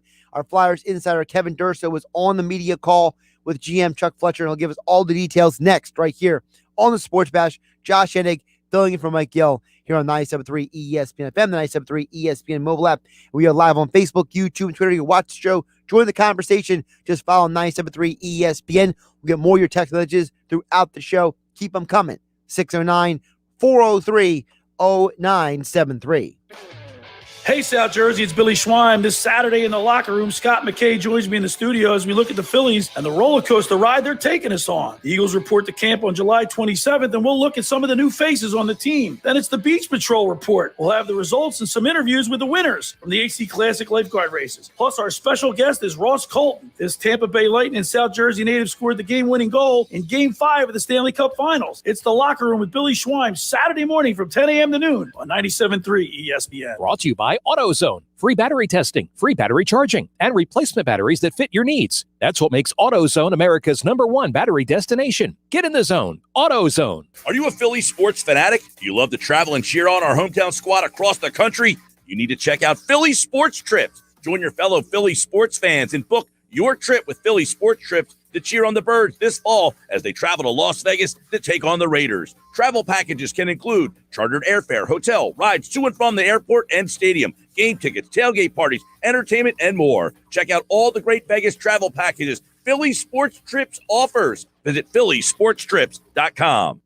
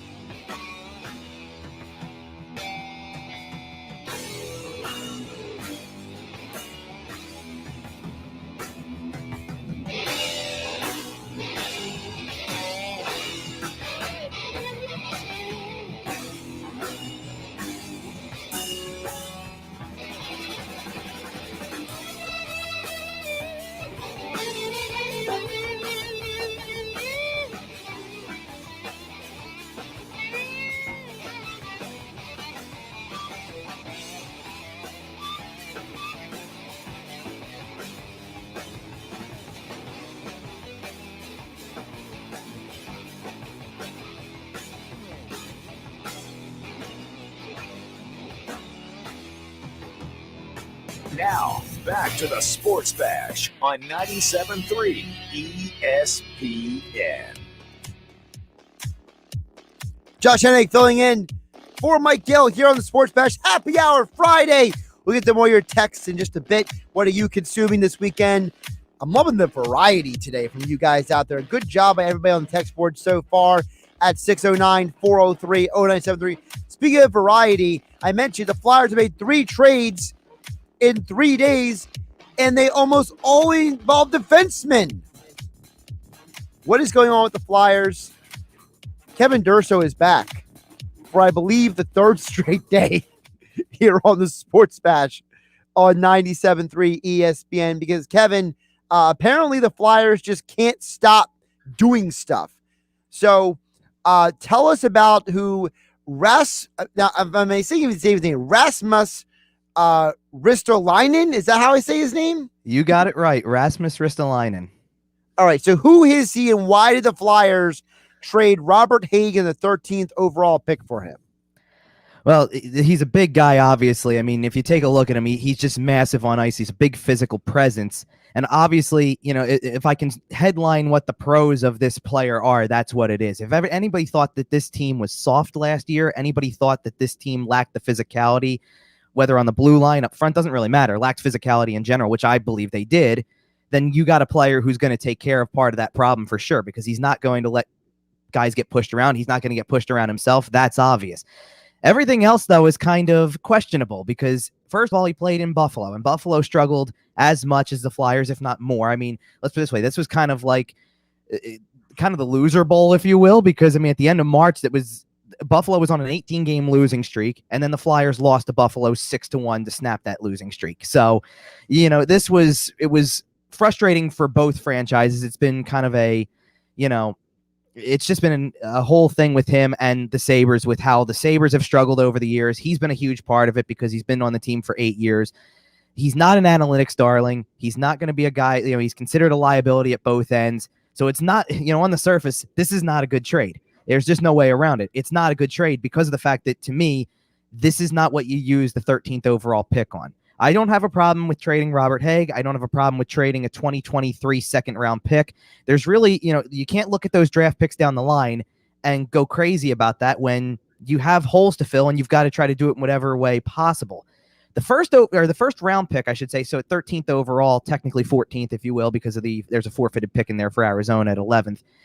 The thing about that pick is that really needed to be a substantial move. And so far, that was the thing I kept coming back to with the Flyers and Chuck Fletcher was, you've made 2 trades to this point, and the worst thing that you've given up, as far as I can tell, is you've given up on Phil Myers' potential maybe down the line to get a player who kind of fits the same bill as a Phil Myers, just shorter, and plays, you know, right-handed defenseman, can play the top pairing minutes. So you're kind of taking the leap of faith that you got the more established player for a guy who you would have hoped panned out and became that guy. That was really the worst that they had given up. Shane Gostisbehere, we kind of figured, was on the way out. You had to sweeten the deal with 2 draft picks, but so be it. You got $4.5 million in cap space for it. You kind of had something. We all figured something's lined up here. And then you made a trade and utilized this first pick on a player who I can't say for certain makes you better. You're taking a risk on this player that getting out of Buffalo is going to either make him better or it's going to make the Buffalo Sabres better. It's one or the other. So you're taking the gamble that this is going to make him better and make your team better. And quite frankly, you better be right, because it's an offseason of action and it's an offseason about making the right choices to get better. And if you get this wrong, then everybody in the organization is kind of on the line. Ristolainen needs to have better success in Philadelphia now that he's out of Buffalo to prove that this was not the player that he can be. He can be a better player. Alain Vigneault is going to need to get the most out of this team one way or another, and you're going to have new faces on the blue line. You're going to have a lot of the same faces at forward now, it appears, and you've got to make an impact with it, or, again, we're going to see probably changes. And Chuck Fletcher is making a huge gamble, in my opinion, on this particular player. The Ellis trade was outstanding. This one, a lot more questionable, because you've traded a draft pick in certainly an uncertain draft year. There's a lot of up and down with this where guys are going to go, and you might be able to get a find in the 4th round as much as you do in the 1st round, because a lot of guys weren't seen a lot this year, maybe didn't even play this year, who are getting drafted. But, man, you just really put it on the line right now with this deal. So if I'm reading what you're saying here a little bit, and you can tell me if I'm reading this wrong. Your issue isn't the player as much as trading the 13th overall pick, right? Your issue is, listen, Ristolainen, I would assume Ristolainen's upgrade over Robert Haig, right? Like he's a better player, but the issue you're having is, did you really have to give up that first round pick to get Ristolainen? Yeah, kind of. I mean, here's the thing with me. Robert Haig was, I said yesterday to me, he's a 7th defenseman. And if you have to move that guy to make cap work in any deal, go ahead and do it. I really don't have a problem with that. It's a matter of what you're doing with the cap now, because you got this $4.5 million in space by making this trade yesterday, and now you've utilized all of it essentially on a player who is questionable in his abilities at both ends of the ice and who really needs to turn his career around right now. And it's now or never for him. He's in an age range where he's supposed to be hitting the prime of his career. He's 26. He really needs to have a year in order to see where his career goes, because he's a free agent following this upcoming season. So this is, for right now, based on everything that I can gather, because it doesn't sound like they're going to make an extension with him anytime soon, this is kind of like a tryout for him to see if he's got a future in Philadelphia, or if this is a one-off and you just traded Robert Haig and 2 draft picks, including a first rounder, for a rental. And I don't know if this is worth the rental price. This is, what doesn't add up to me is Ristolainen's considered a defensive liability in a lot of ways. And, all you have to do, and look, plus minus is not a number that people like to go off of. The analytics guys who utilize that for the end all be all of evaluating players don't use plus minus. He's got a horrible plus minus. I believe he's like a minus 163 in his career, which is awful. But you look at the team he played on and you understand a little bit of it, but nonetheless, he needs a turnaround. And when you look at this guy and you have to put a lot on him being there, this is the type of player that you needed an impact. You came into the offseason saying the priority is cut down on goals against. This does not scream cut down on goals against. So that's where you're taking the risk, is because that's what you said your big thing was. And you just invested all of the money you just got yesterday in this trade for Gostisbehere into Rasmus Ristolainen. Flyers insider Kevin Durso joining us here on the Sports Bash on 97.3 ESPN at Kevin_Durso on Twitter. All your Flyers and NHL coverage also over on the website 97.3ESPN.com, the 97.3 ESPN mobile app. Again, the Flyers acquiring Rasmus Ristolainen in a trade that, Kevin, it seems like a lot of people are conflicted about on social media. If you scroll through Twitter, there's a one camp that are like you. They're saying you gave up a lot to get a guy who might not be here long term. And then on the flip side, you have other people who are like, you needed someone like this to change things up. So, what do you think the pairings are going to be on the D line if there's no other moves made? Because I'm assuming that it would be Ryan Ellis and Provorov on the first line, and then Ristolainen and Sanheim on the second line? That would be the early guess. I can't be certain about that, because we'll kind of have to see what happens come September when Alain Vigneault gets his hands on this group and can put together, that's what his job is to do at this point, is to put that together how he sees fit. But that would be the natural fit. I mean, the thing about Ristolainen at this point is that the other thing you're hoping is not only the change of scenery helps, but maybe a slightly reduced role. But it doesn't make that big of an impact when you are the type of player he was in Buffalo and performing that poorly from a goals against standpoint. Changing the role isn't going to change that much in that area. So he really needs to hope that, and Chuck Fletcher's thing during his press conference was that maybe, here's a guy, because he played in Buffalo and we've seen the way that the Buffalo organization has operated over the last few years. They haven't had success.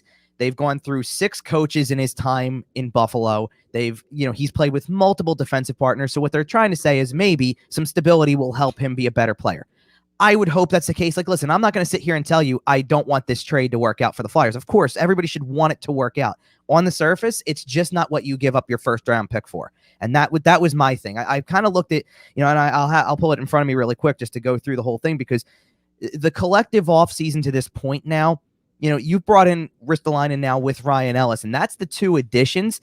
To do that, you gave up Shane Gostisbehere, Phil Myers, Robert Haig, Nolan Patrick, your first round pick this year, a second next year, a 7th next year, and a second in the following year. It's a lot to give up to get 2 players back and to have one of those players be a player as polarizing as Ristolainen seems to be coming in, because really there's two sides you can take, and this is the way it's going to be viewed, probably, like as you said, scrolling through social media. There's going to be one half that's going to say this is the type of guy they need because he's physical and they lacked that last season, and then there's the others that know the analytics of it, that know the defensive struggles, that know how he's been at the center of the Buffalo Sabres in all of their years of mediocrity and beyond, that look at this and go, how is this supposed to be a fit? How does this help a team that was one of the worst in goals against a year ago get any better in that category? And that's where the first round pick becomes problematic, because I wouldn't have moved that first round pick unless you were getting something very significant in return, and getting something to me that was quite possibly, if the Buffalo deal would have been, oh, by the way, Sam Reinhart's in this deal with Rasmus Ristolainen, and it cost a first, and maybe there's another player involved in that too, aside from Robert Haig, to make the money work. That's the type of package that you go, all right, that fills two holes. That gives you a second pairing defenseman who you're taking a shot on, and a second or third center that you can build around. Now you got something with that first round pick. I feel like they got nothing for this first round pick as of yet, and they're banking on a turnaround to make it work. Flyers insider Kevin Durso joining us here on the Sports Bash on 97.3 ESPN FM, at Kevin_Durso on Twitter. All of his Flyers coverage over at 97.3 ESPN.com. Kevin, we only got about a minute and a half before we hit the end of the hour, so I want to ask you, is this a reflection on who Chuck Fletcher is? We've heard the criticism of Chuck Fletcher when he got hired, right? The idea is he put Minnesota in the cap hell, right? The idea is that he was not the positive reviews coming out of Minnesota. So is this a reflection, this trade, of who Chuck Fletcher is, that he makes these kind of moves that are questionable? This is just part of who he is. That's tough to say, because, see, the thing with Minnesota is he backed himself into a corner with the cap because of two big contracts signed in free agency that let's put this way, you can't even sign deals like that anymore because the CBA does not allow for more than, if you're signing a player from the outside, the max a free agent can get is 7 years. And if you're signing from within to get an extension, the max is 8 years. He signed 2 13-year deals way back when with Zach Parise and Ryan Suter. And so that can't happen anymore. So you kind of can't back yourself into that kind of corner necessarily in free agency anymore. But certainly, one thing I've noticed about Chuck Fletcher in terms of him trying to improve this team whatever way he sees fit, and he feels like that this move is an improvement. And, look, going back to the Ryan Ellis one, I think we all agreed that was a huge improvement from what you had a year ago. This is a little bit different, but everything has been trades. Matt Niskanen was a trade. Justin Braun was a trade. Kevin Hayes, it was a trade for a guy's rights to then get the ability to negotiate and sign him as a free agent ultimately, but you made a trade to get his rights. Everything's been through the trade avenue, and that's a little interesting because it's just, you run the risk of losing something that maybe you don't anticipate, and that's the thing here. Buffalo already has the first overall pick tonight. Now they just added a 13th, and who knows what else they could get on top of it. And now they could add at 2 different positions. That doesn't mean they're going to be out of the woods and become a playoff team tomorrow. I highly doubt that. But maybe they get pieces that they build around, they get more success out of it. And I don't know that the Flyers took any step further in where they're trying to go with this particular move, as opposed to what they did with the Ryan Ellis move last weekend, where you clearly took a step in the right direction, and now it feels like you almost took a step back to where you were with this one. And like I said, hope he proves me wrong and proves everybody else who says that it's an awful trade wrong, but everything that's on the surface says this is the guy he is, and it's not looking good for the Flyers on the surface anyway for what you gave up. More Flyers coverage right now on 97.3 ESPN.com, the 97.3 ESPN mobile app. Thanks to our Flyers insider, Kevin Durso, for joining us late in the show. Obviously a crazy day for the Flyers. Kevin, appreciate it. Thanks, Josh. Appreciate the time. All right, Josh Hennig here on the Sports Bash on 97.3 ESPN. 5 o'clock hour next. You have the choice, whether it's going out for dinner or ordering takeout at a local restaurant or buying that new outfit from a local boutique. Those choices help to put money back into your community. And Town Square Media South Jersey puts a spotlight on local businesses. Ambient Comfort Heating and Cooling Professionals. AmbientComfortNJ.com. Filling Marble and Tile Outlet, Philadelphia Avenue and Route 30 in Egg Harbor City. FillingMarble.com. Dennisville Fence, serving you since 1952. Be the envy of your neighborhood. East Coast Roofing, Siding, and Windows services all of South Jersey. If you call, they'll show up. Call East Coast today at 609-646-1444. Online at eastcoastroofing.com. Comfort Now by Bob McAllister. Improve the comfort in your home. Call 609-400-1005 and ask about discounts and rebate incentives. Visit iwantcomfortnow.com. Thank you for supporting your local businesses. From Town Square Media, South Jersey.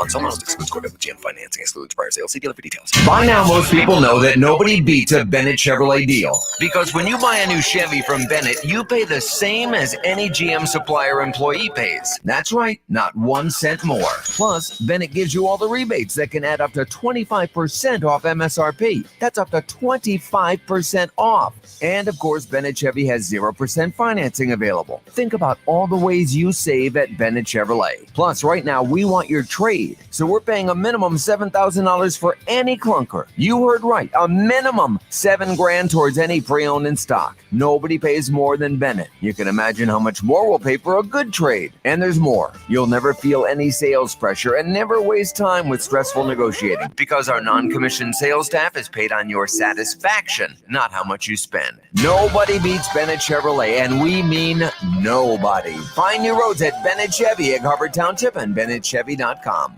South Jersey's home for the Sixers and Flyers. Yeah! He scores! A two-hand jam! 97.3 ESPN, WENJ, WENJ HD, Millville, Atlantic City, a Town Square media station.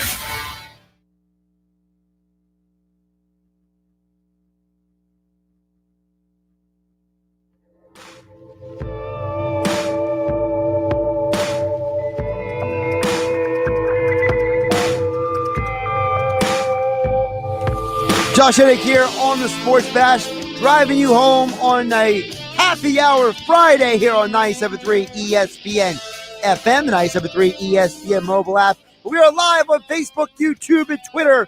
More football talk to come. CBS Sports NFL writer Jeff Kerr joins us coming up at 5:25 tonight. Plus, we will dig deeper into the Phillies. They announced their lineup. Alec Boehm is back in the lineup. Flyers made 3 trades this week. No deals for the Phillies, though. Flyers acquired another defenseman. Kevin Durso pouring some cold water on our hopes the Flyers are at least being active. They're being active, but according to Kevin Durso, not the right kind of active. Of course, 5 o'clock hour of the Sports Bash being brought to you by Matt Blatt Nissan. The all-new Matt Blatt Nissan is open on Black Horse Pike in Egg Harbor Township. Visit them online at mattblattnissan.com or at next to Home Depot in EHT on the Black Horse Pike. That's Matt Blatt Nissan. Text board is open, 609-403-0973. We've been asking you throughout the show, what is your drink of choice this weekend for Happy Hour Friday or for your weekend? We've gotten some awesome input throughout the show from all of you out there, what you guys are consuming this weekend, as I live vicariously through you guys, because I'll be working all weekend. I got my water, my tea behind me here in the Matt Blatt Kia Studios. So, we're just having a good time hanging out, talking a lot of sports. I'll also give you my thoughts on this whole situation with college football, because this whole situation with Texas and Oklahoma trying to go to the SEC is a fiasco. So I'll get to that a little bit later this hour as well. I did want to give you guys an update on the Phillies. The Phillies lineup is out right now. And Alec Boehm, as I mentioned, is back in the lineup. And the lineup goes like this: Segura leading off, followed by JT Realmuto, Bryce Harper, Andrew McCutchen, Reese Hoskins, Alec Boehm. Torreyes is over there at shortstop. And then Luke Williams is playing center. Zach Wheeler is your starting pitcher. Remember, they sent Nick Maton down to the minors a couple days ago. So we already got kind of that idea of what the lineup would look like today if Boehm was activated. And Frank Klose brought up an interesting point earlier in the show about how when the entire Phillies lineup has been together, they have had success. My problem with that assertion is that they didn't lose the games to the Yankees and then yesterday to the Braves because the lineup wasn't together. They lost those games because the pitching staff couldn't keep them in the game. And that's a huge difference to me. So I'm not trying to be a negative person, but after the last 3 days, it's hard to not be negative when it comes to the Phillies, because it's one thing to lose a close competitive game. It's another thing to lose games you should have won in just a sloppy, poor manner. So you're in a division right now where you're 4 games behind the Mets. You could have been 2 games behind, but say you're 4 games behind. A Mets team that doesn't have DeGrom, that doesn't have Francisco Lindor right now, who just traded for Rich Hill, who's going to give them a little bit of veteran stability in their starting rotation. You're in the same division where the news just came out about 15 minutes ago that Steven Strasburg is stopping his throwing program because he's felt discomfort in his neck. So it looks like they're not even going to get their second best pitcher back anytime soon for the Nationals. You're also in the same division where the Braves lost their best player on the team, Ronald Acuna, and their solution that was getting Jock Peterson of all people. So you're in a division that's winnable. You're in a division that you could actually have a chance to do something in, and instead you lose 3 straight games when you should have won 2 of those 3. It's frustrating. It's really, really frustrating to watch this team right now. And it's very disappointing because they got our hopes up. Excuse me. The Phillies got our hopes up. They went 10-4 to start the month. You're starting to be like, yeah, this team, they're getting it together. All right, this is great.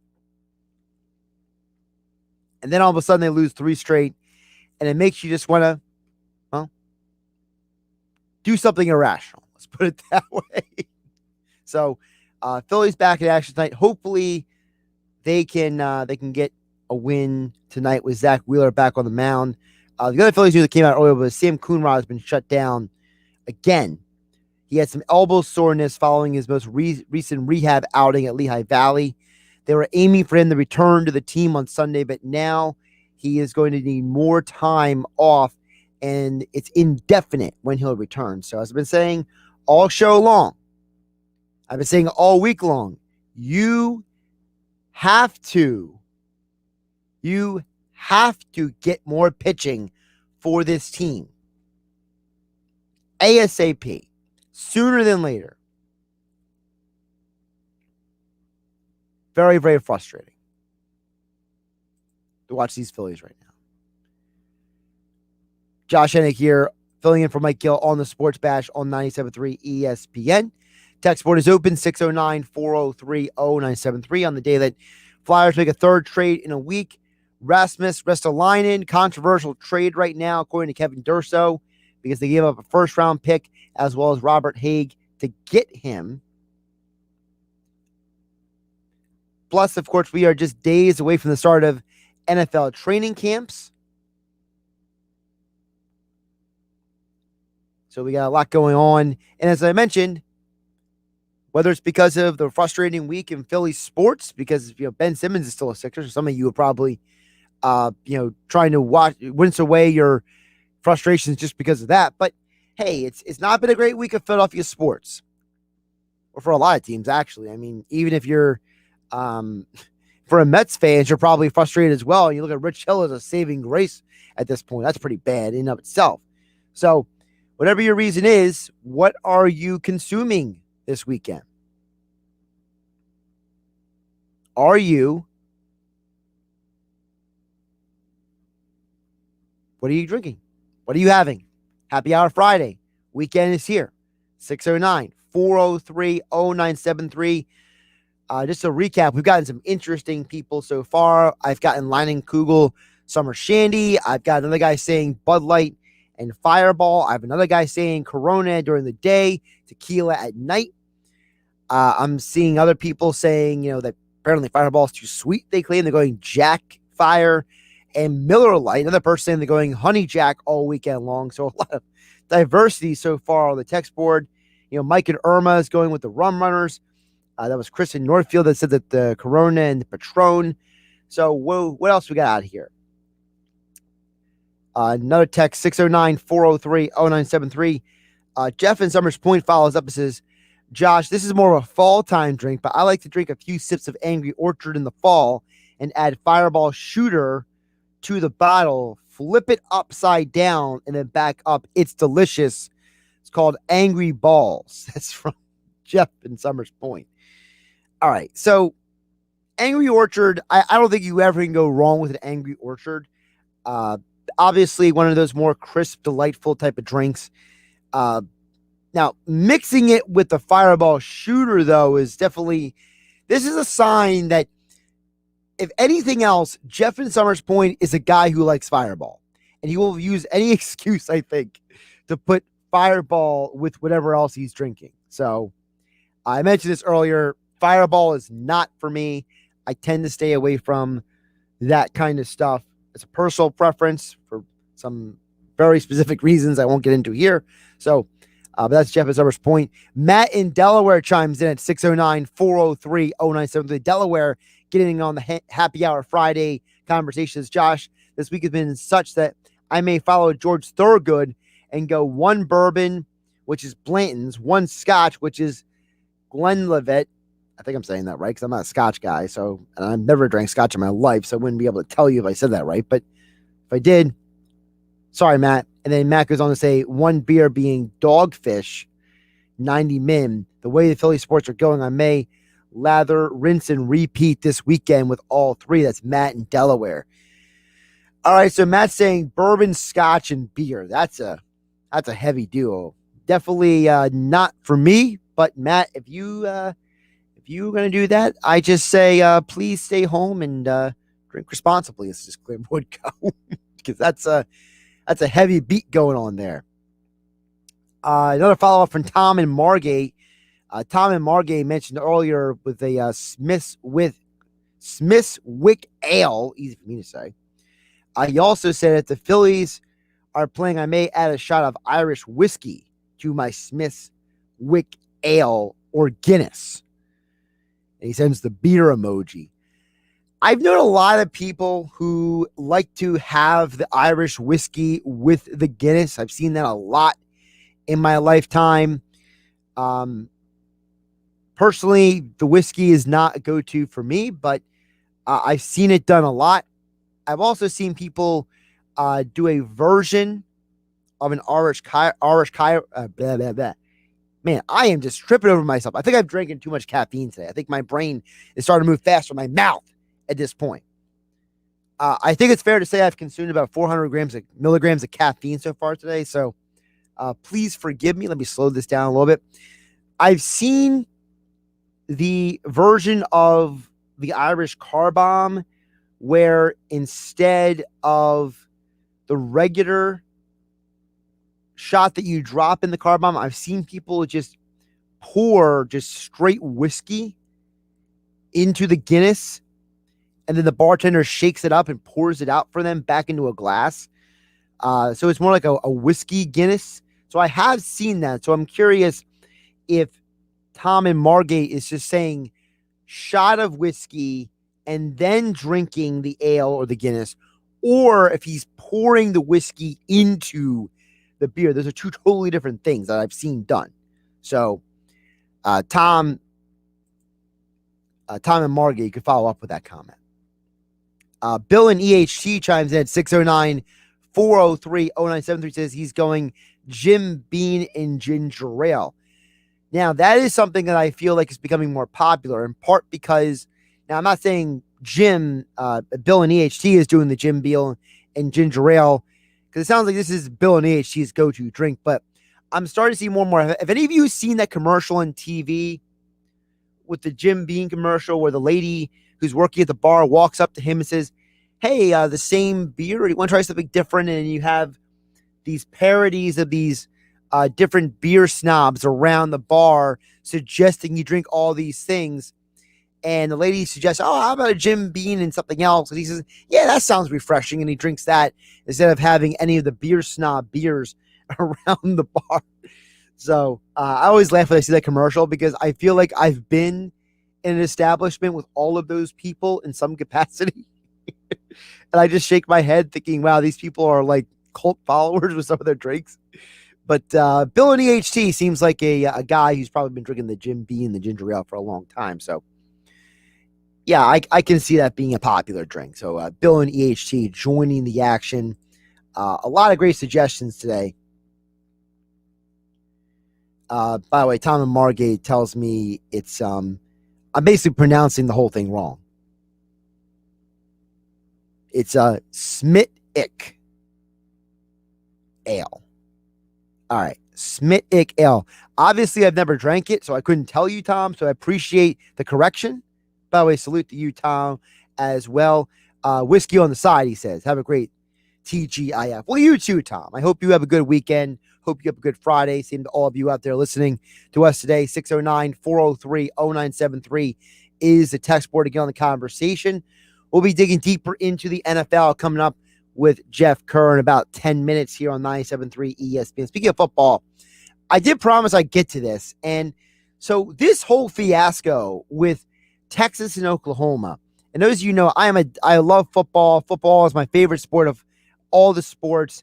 In college football, I love college football. We know I've been doing college football picks the last few years, ever since sports gambling became legal in New Jersey. So people know I'm a diehard college football fan, diehard NFL fan, and this situation with Texas and Oklahoma, I'm sure is confusing people right now because it really seems like that this is the most ridiculous situation in college football right now. You know, we had all these good feelings about, you know, the NILs and the players finally, you know, making money off of their likeness and, you know, all these good vibes are going on around here, right? And then all of a sudden, you have a situation where you look around, and now you have Texas, Oklahoma trying to get out of the Big 12, trying to break their contract with their conference so they can go to the SEC. And apparently the latest report is that they have been working back channels to try to get into the SEC for the last 6 to 8 months. So this isn't a new thing. This maybe it come out of nowhere in terms of us knowing about it, but apparently it's been going on for months. And the reason why I think this is something we need to have a conversation about is because I think Texas and Oklahoma are doing this for all the wrong reasons. Texas and Oklahoma are two of the premier brands in all of college sports, specifically in college football. They have both won national championships in the last 20 years. They have both played in big games on big television, big bowls, championship games, playoff games. They are big time in college football. But what gets overlooked in all this is that if you go to the SEC and you leave the Big 12, you stop being the big fish in a small pond and you become another fish in a big pond in the SEC. One of the reasons why a school like Rutgers joined the Big Ten was because they wanted to upgrade their profile. They wanted the TV money. They wanted the recognition. They wanted the interconnectivity that comes with joining a bigger conference. Because for Rutgers, it was more than football. It was about improving the profile of the basketball team. It was about improving the profile of other sports, like, for example, wrestling. Wrestling is a big thing in the Big Ten. It's big at Rutgers. It raises the profile of all the sports at your university if you go from a smaller conference to a bigger conference like the Big Ten. So for a school like Rutgers, a rising tide raises all boats. But for schools like Texas and Oklahoma, this is going to hurt them in the other sports. And it may also hurt them in football. Because one of the reasons why Texas and Oklahoma have been in the Big 12 for as long as they have is because of recruiting. Texas and Oklahoma recruit almost exclusively in their region. Very rarely do those schools recruit beyond their footprint of their region. You know, Oklahoma and Texas, they'll reach into Louisiana, they'll reach into Arkansas, they'll reach into Mississippi, but they typically just stay in the Oklahoma, Texas region, probably because of the fact there's so much great college football talent in those regions. So if you're leaving the Big 12 to go to the SEC, what you're basically doing is you're compromising your athletic programs under the umbrella of money. And I think this could completely backfire on both schools. Almost a decade ago, when there was talk that Oklahoma and Texas were going to lead the Big 12 and go to the PAC, the Pacific Athletic Conference, the idea was that they were worried that the Big 12 was not going to be able to get a new TV deal. Then Big 12 did get a TV deal, and they saw Nebraska lead the Big 12. They had to recalibrate, they had to bring in TCU, and everything seemed fine. And Texas and Oklahoma are the two biggest moneymakers in the Big 12 right now, the two highest profile schools, not just in football. Texas has a high-profile coach in basketball and Shaka Smart. Oklahoma is one of the best women's gymnastic programs in the entire country. Texas baseball is a powerhouse of the last 30 years in college sports. So you have all of these schools in the Big 12. They don't just depend on those two schools for the money, but they're the standard bearers in multiple sports outside of football. We focus on football because a lot of us look at football, but the bigger picture for college sports is the football program is supposed to make money for the other sports, because many times the other sports are a net negative for these universities. So as a result, you have a situation where in the Big 12, they are big fish in a small pond.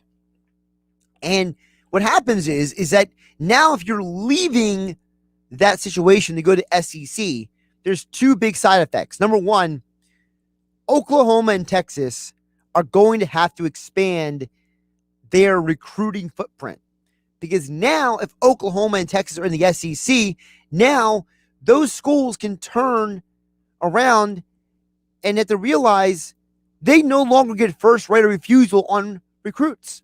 Because now what you're doing is you're telling Alabama, you're telling Auburn, you're telling Georgia, you're telling Arkansas, Ole Miss, Mississippi State, Florida, Tennessee, South Carolina. You're opening the doors to a region that you have recruited exclusively for, 4 decades, 5 decades, basically, that you have had a stranglehold on recruiting-wise, and you opening a door for all these SEC schools to flood your region, because they can now tell you, hey, you don't have to go to Oklahoma or Texas.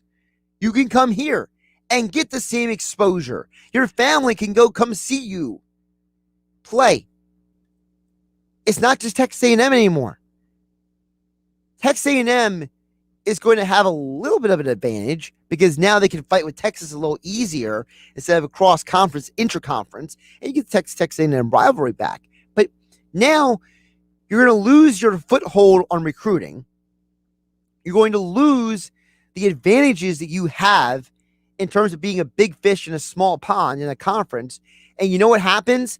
That Oklahoma gymnastics powerhouse is now going to run headlong into Florida and Georgia in the SEC. That Texas baseball powerhouse is now going to have to deal with what the SEC has to offer. The basketball programs, they got to now deal with Kentucky and Florida and Auburn, Bruce Pearl in that conference. So now you go from being at an advantage in your life programs to a disadvantage. And on the flip side, you're destroying the Big 12. The Big 12 is going to have to basically dissolve at this point. They can't survive, in my opinion, without Oklahoma and Texas. So what happens? The Pac-12 comes calling. Conference USA comes calling. Big 10 comes calling. Because Nebraska already went to the Big 10. So what happens if Texas, Oklahoma go to the SEC? Does Kansas and Kansas State just jump to the Big 10? What happens to the other schools in Texas? Texas Tech, for example, TCU. Where do they go? What happens to Oklahoma State?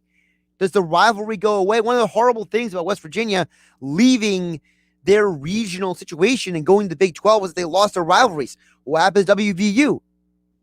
Do they go to the ACC? Do they go to Conference USA? Do they try to join the Big 10? There are so many domino effects that can come from this.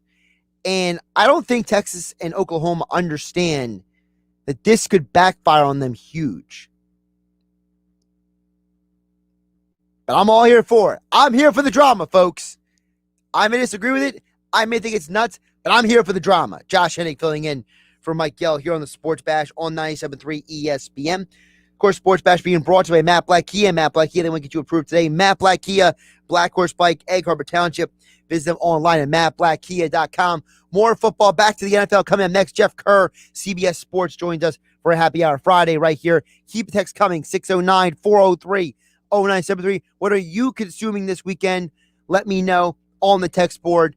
Josh Hennig filling in for Mike Gill at Josh Hennig on Twitter here on 97.3 ESPN FM. Don't forget the 97.3 ESPN mobile app for your Phillies, Sixers, Eagles, 5 Phillies, Sixers, Eagles, Flyers coverage. I think I need to cut down the caffeine because my mouth is not keeping up with my brain. 97.3 ESPN mobile app. It's free thanks to First Bank of Seattle City.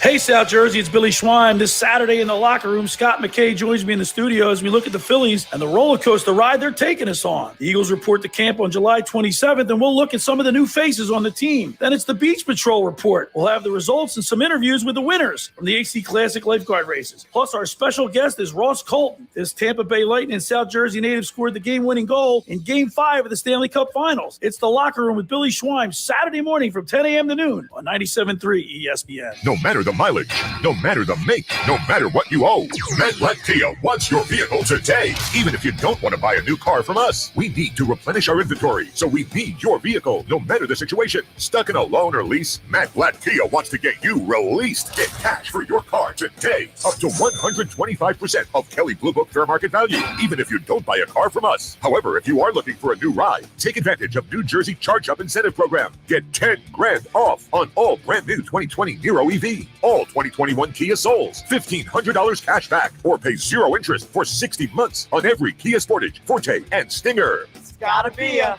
Matt Black Kia. Offers with approved Tier 1 or 2 credit through Kia Motors Finance. Not all will qualify. 0% based on 1667 per 1,000 borrowed. Negative equity financed into new loan. Call 877-289-6670 or go to mattblackkianj.com for complete details. Expires 8/6/2021. Matt Black Kia, 6211 Black Horse Pike, Egg Harbor Township, and now on Route 37 in Toms River. Are you a Phillies sports fanatic? You love to travel and cheer on our hometown squad across the country? You need to check out Phillies Sports Trips. Join your fellow Phillies sports fans and book your trip with Phillies Sports Trips to cheer on the Birds this fall as they travel to Las Vegas to take on the Raiders. Travel packages can include chartered airfare, hotel, rides to and from the airport and stadium, game tickets, tailgate parties, entertainment, and more. Check out all the great Vegas travel packages Phillies Sports Trips offers. Visit phillysportstrips.com.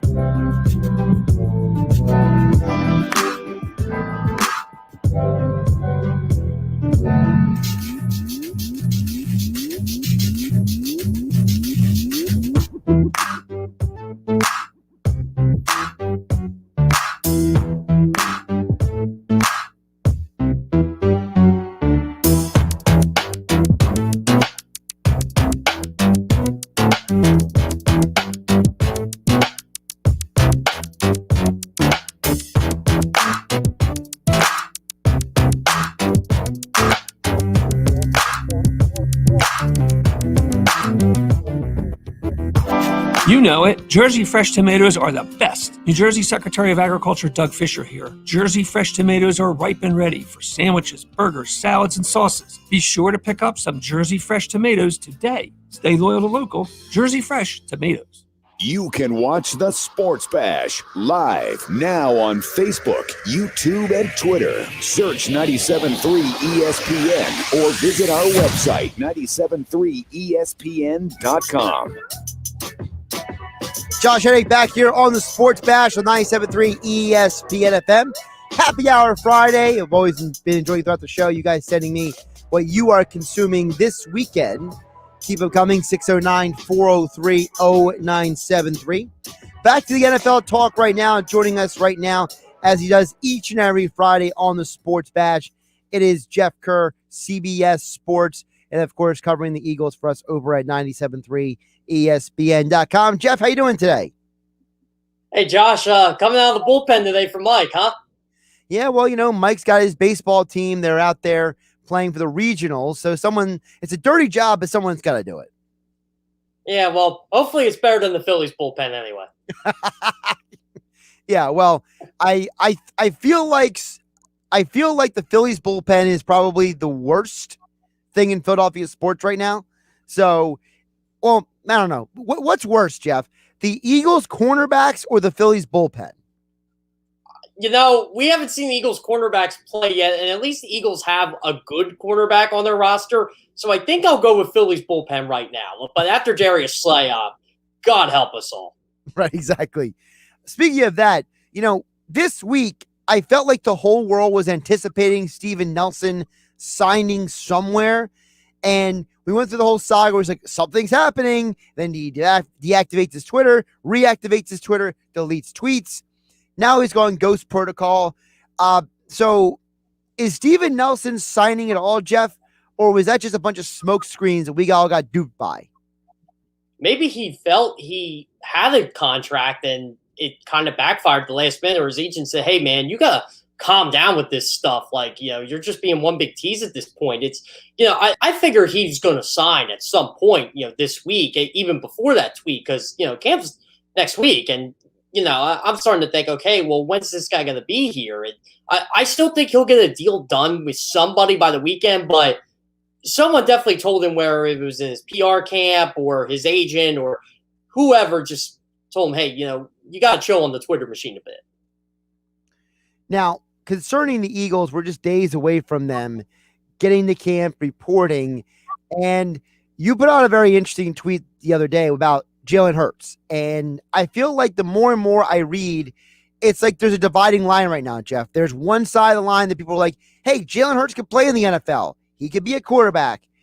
Another side of the line that says he's a running quarterback. He's overrated. He never did anything in college, which we know is ridiculous. But it seems like there's no in between. Either Jalen Hurts could be a good quarterback, or people are like, he's going to stink. Because I'm watching people. So right now, the line in Vegas right now is over under on the season for passing yards for Jalen Hurts, 213.5. And I see people who are saying, take the under. He's going to stink. And the other side, people are like, listen, he wasn't a bad quarterback last year. I'm taking the over. So what is going on with this hyper divide on Jalen Hurts? What I think it is I don't think Eagles fans really know what they have in Jalen Hurts. And I say this to a lot of the Jalen Hurts haters, or if you want to call them haters. I don't know. Maybe they're obsessed with Carson Wentz. I don't know. Or, maybe they want Deshaun Watson or whoever. I don't know. But I will say this. In the 3 full games he played, he led the NFL in total yards, running and passing. It's a fact. And that offense was significantly better with him last year. And that's what I am basing everything off of. Like, the Eagles offense was so dormant, and it wasn't all Carson Wentz's fault. We know that. It was the offensive line. It was the play calling. But Jalen Hurts just came in there and provided the spark Doug Peterson talked about. And look what he was able to do. Everybody wants to point out the second half. Well, the Eagles still put up a lot of yards in the second half. They just couldn't score touchdowns, where it was because their offensive line was so beat up, or they just weren't running the ball enough, or they were relying on Jalen Hurts too much. I think that's what ended up happening in the Cardinals game. But I think all the hate for Jalen Hurts comes from that Week 17 game against Washington, which, Josh, you and I know that game didn't mean anything. Right. Yeah, you get the last game of the season, you can't hold against Jalen Hurts. That was Doug Peterson being Doug Peterson and doing weird stuff at the end of the year. But I got to say this. I think one of the things people undervalue about Jalen Hurts is the fact of the situation this year. Sirianni and his background, you drafted Devonta Smith. I just don't think those things add up to bad quarterback because, Jeff, to me, Carson Wentz by himself lost 3 games last year. And if I agree with that. And if you have better play at quarterback this year than last year, you're winning 7 games, in my opinion. I think this team is a 7, 8, 9 win team. I don't think they're a 4, 11-1 team. I had them going 8 and 9 when I did my game-by-game prediction. And I said this is all based off Jalen Hurts. And if they go 8 and 9, I don't think it's going to be Jalen Hurts' fault. If it is, then maybe we underestimated how much talent this team has. But look, the Eagles are going to run a lot of 11 personnel. There's going to be a lot of 3 receiver sets with this team this year. So you're going to see a lot of Devonta Smith, a lot of Jalen Reagor on the field. You're not going to see as much 12 personnel. You're going to see running backs get the ball out of the backfield, catching passes. You're going to see Kenny Gainwell. You're going to see Boston Scott. You're going to see Miles Sanders. The offensive line is extremely healthy this year. We seem to forget Brandon Brooks has been arguably the best right guard in football since he signed with the Eagles, and he did not play last year. Lane Johnson, high ankle sprain. That obviously hurt him. You're seeing what's happening with Michael Thomas. It's still bothering him, and he's a receiver. He needs that ankle heck of a lot more than Lane Johnson does at this point. Jason Kelsey had pretty much an all-pro year last year. Isaac Samuel was good, and Jordan Malata showed a lot of promise. Like, this offensive line is going to keep this guy upright. It really, the only thing Jalen Hurts has to correct in his game right now is after that first read isn't there, don't take off right away. You got to read your second and your third progression. And I think Nick Sirianni is going to teach him that. I really do. I like the direction Eagles are going in. And I'll tell you what, Josh, Brian Johnson, quarterback coach, very underrated hire for them. I love that you brought up Brian Johnson, because that's part of the big thing to me, which is Sirianni and the Eagles brought in a guy who was completely outside the organization for a reason. I don't think they hired that guy just because, oh, well, he's known Jalen Hurts since he was a kid. No, there's more to it than that. This is a guy who mentored and was with Dak Prescott at Mississippi State. This is a guy that Dan Mullins trusted in every single way. So, and you're bringing in a college guy into the pros, it's got to be for a reason. So I just feel like that the people who are negative on Jalen Hurts, I love the stat you put out there, because, listen, this guy was productive in those 3 full starts. It's not like he was out there throwing ducks. And let's be realistic. When you're throwing that many throwaways, anybody's completion percentage is going to be bad. The offensive line was horrible at that point in the season.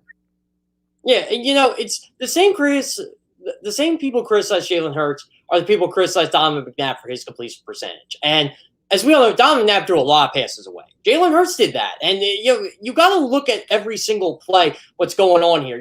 Sometimes throwing balls in the dirt or throwing balls 20 feet away from a receiver is good because they don't lead to interceptions. And, this is what I really took out of Jalen Hurts last year. It was a guy who did not think he was going to play that much last year, but had the mentality he was going to take Carson Wentz's job, and he took advantage of the situation he was provided. If Jalen Hurts was terrible last year, the Eagles would have traded up and drafted the quarterback. They would have gotten a Trey Lance. They would have gotten a Zach Wilson. They would have gotten somebody. And look, just because they're interested in players, they're doing their job. Like, especially quarterback. You have to be interested in quarterbacks just in case. And that doesn't mean they don't have faith in Jalen Hurts. They're going to work with what they got. But you got to see, like, hey, is Zach Wilson – is this guy ceiling higher than Jalen Hurts? Is Deshaun Watson? I mean, how do you pass up on a top 5 quarterback? And we're just talking football related. How do you pass up on that? And you can get him at a lower price. That's fair to look at. But Jalen Hurts overall, I do think he deserves the 2021 season to see what he got. Because as you said, Josh, he's been productive at Alabama, at Oklahoma. People just remember him because he's the guy who got benched for Tua. That's really what it comes down to. Jeff Kerr, CBS Sports, joining us here on the Sports Bash on 97.3 ESPN FM, at Jeff Kerr CBS on Twitter. I'm Josh Hennig, filling in for Mike Gill on a happy hour Friday here on 97.3 ESPN. Jeff, a little more serious topic is basically the NFL put out a memo and it created a firestorm in terms of the COVID stuff. And this is, to me, this is a less of a conversation about science and about politics, because I had no interest in half of that conversation. And I don't think anybody in the right mind is, okay? My interest is, how does this happen in a world where everything's supposed to be collectively bargained? The NFL all of a sudden just drops this memo, and this many players had no idea. So either this is a huge legal gray area mess the NFL has created, or NFL players are the most uninformed union members on the planet.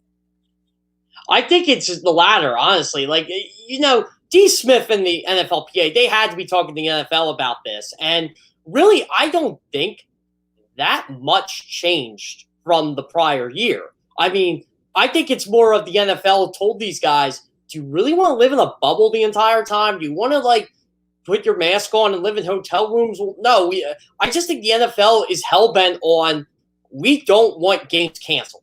We do not want them postponed. We are not doing a Week 19. We are not playing football in the March. We extended our season. We're not doing this. And there is something out there that does it prevent COVID? No, but it does prevent you from getting really, really sick from COVID. Like, you will not be on a ventilator because of this. And, look, I'm not preaching to the choir here. I'm just saying there's actual facts out there. And I just think NFL players, look, they have every right to do what they want, but the league is pretty much look, the NFL is a private entity. And I'll give myself a perfect example. I cannot go cover Eagles camp next week without that vaccine. I just can't do it. It's the same way for the players. And they have a choice, but they're also putting their team at risk. Well, part of the other thing is that also there are a lot of guys who have their own reasons. And as we saw on Twitter with the Buffalo Bills players, between they keep arguing about it. They're still arguing about it. It's 24 hours later between Feliciano, Hughes, Cole Beasley. I forget the other guy who jumped in there as well. And at the end of the day, said a tweet about it. I'll tell you what, for a Super Bowl team, that's a big issue right now. I'm starting to really get worried about them. Right, and that's my other thing, and that is, listen, as Dak Prescott and Ezekiel Elliott said yesterday, listen, this is a personal choice. There are some other ancillary medical issues that go along with this, obviously, but guess what? We're not the issue the NFL is going with this is not a medical thing. It's not a science thing. This is an agreed upon set of protocols.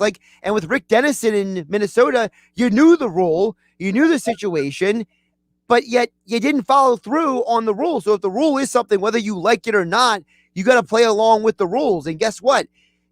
That's to me the bigger issue. The bigger issue, Jeff, isn't whether you're anti-vax or pro-vax. This is a situation of these are the rules, and you got to deal with the rules and the ramifications of it.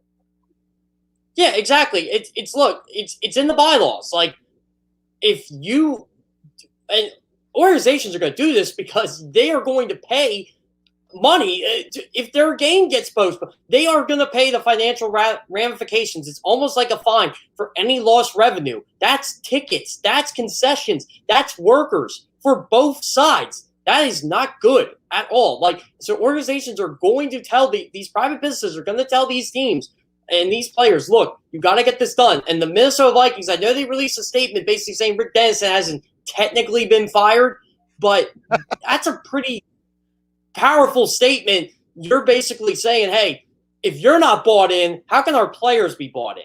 They basically used him as an example right now. Yeah. And I don't think this is going to end anytime soon, because I think as training camp progresses, we're going to see a lot more of these conversations, sadly enough, just because of just the nature of the world we live in. Jeff Kerr, CBS Sports, joining us here on the Sports Bash Happy Hour Friday on 97.3 ESPN. A couple more things, Jeff, before I let you go. I love the fact that the Cowboys are on Hard Knocks. Not because I love the Cowboys, but because of the fact that historically, the last 10 times the Cowboys were favored to win the division in Vegas, they only won the division once. And every team that's been on Hard Knocks has never been to the Super Bowl. So basically, the Cowboys being on Hard Knocks and being favored in the division means they are not going to be a great team this year. So I'm looking forward to Hard Knocks because I know it's going to be a dumpster fire, and I'm all here with my popcorn for the entertainment. I am too. This is one of the first years I'm actually looking forward to Hard Knocks. I think Hard Knocks, personally, is one of the most overrated shows on the planet. And last year was terrible. Last year was rough, man. Last year was really rough, the way they handled it. And, I mean, it was great if you want to learn about COVID protocols, but it was horrible in terms of just general entertainment. I think the last year I really got into Hard Knocks was that year with Jeff Fisher and the Rams. And what was that, 2016, 2017? Something like that. I think it was 2016, yeah. Yeah, and, that whole player cut thing and all that stuff. I mean, that was entertainment. But the Dallas Cowboys, they are never short of drama. And I can't wait to see how Dak's doing, what he's doing. And look, I get enough of this at CBS, from our great insider from them, Patrick Walker. He does a great job for them. So you hear things, but you're going to get to see them live. And you're going to see Zeke be Zeke and Dak be Dak and Jerry Jones saying, I can buy anything in the world but the one thing I want, and that's the Super Bowl, because you can't buy that. And it's going to be just an entertaining couple weeks here of what this team's going to do. And you're going to hear the overhype. You're going to be like, we got Dak, we got Amari Cooper, we got Michael Go. I can't wait till someone like there's a fight at practice or something. That's what I really want to see. What happens over there in Oxford, and just this whole thing just crashing and burning. This team should win the NFC East this year, but they are going to find a way not to do it. Yeah, it's going to be a beautiful thing to watch it unravel, because we know something's going to go wrong. And there's going to be, because I remember the year that they had Rex Ryan and the Jets. And that was also the year they went to the AFC Championship game.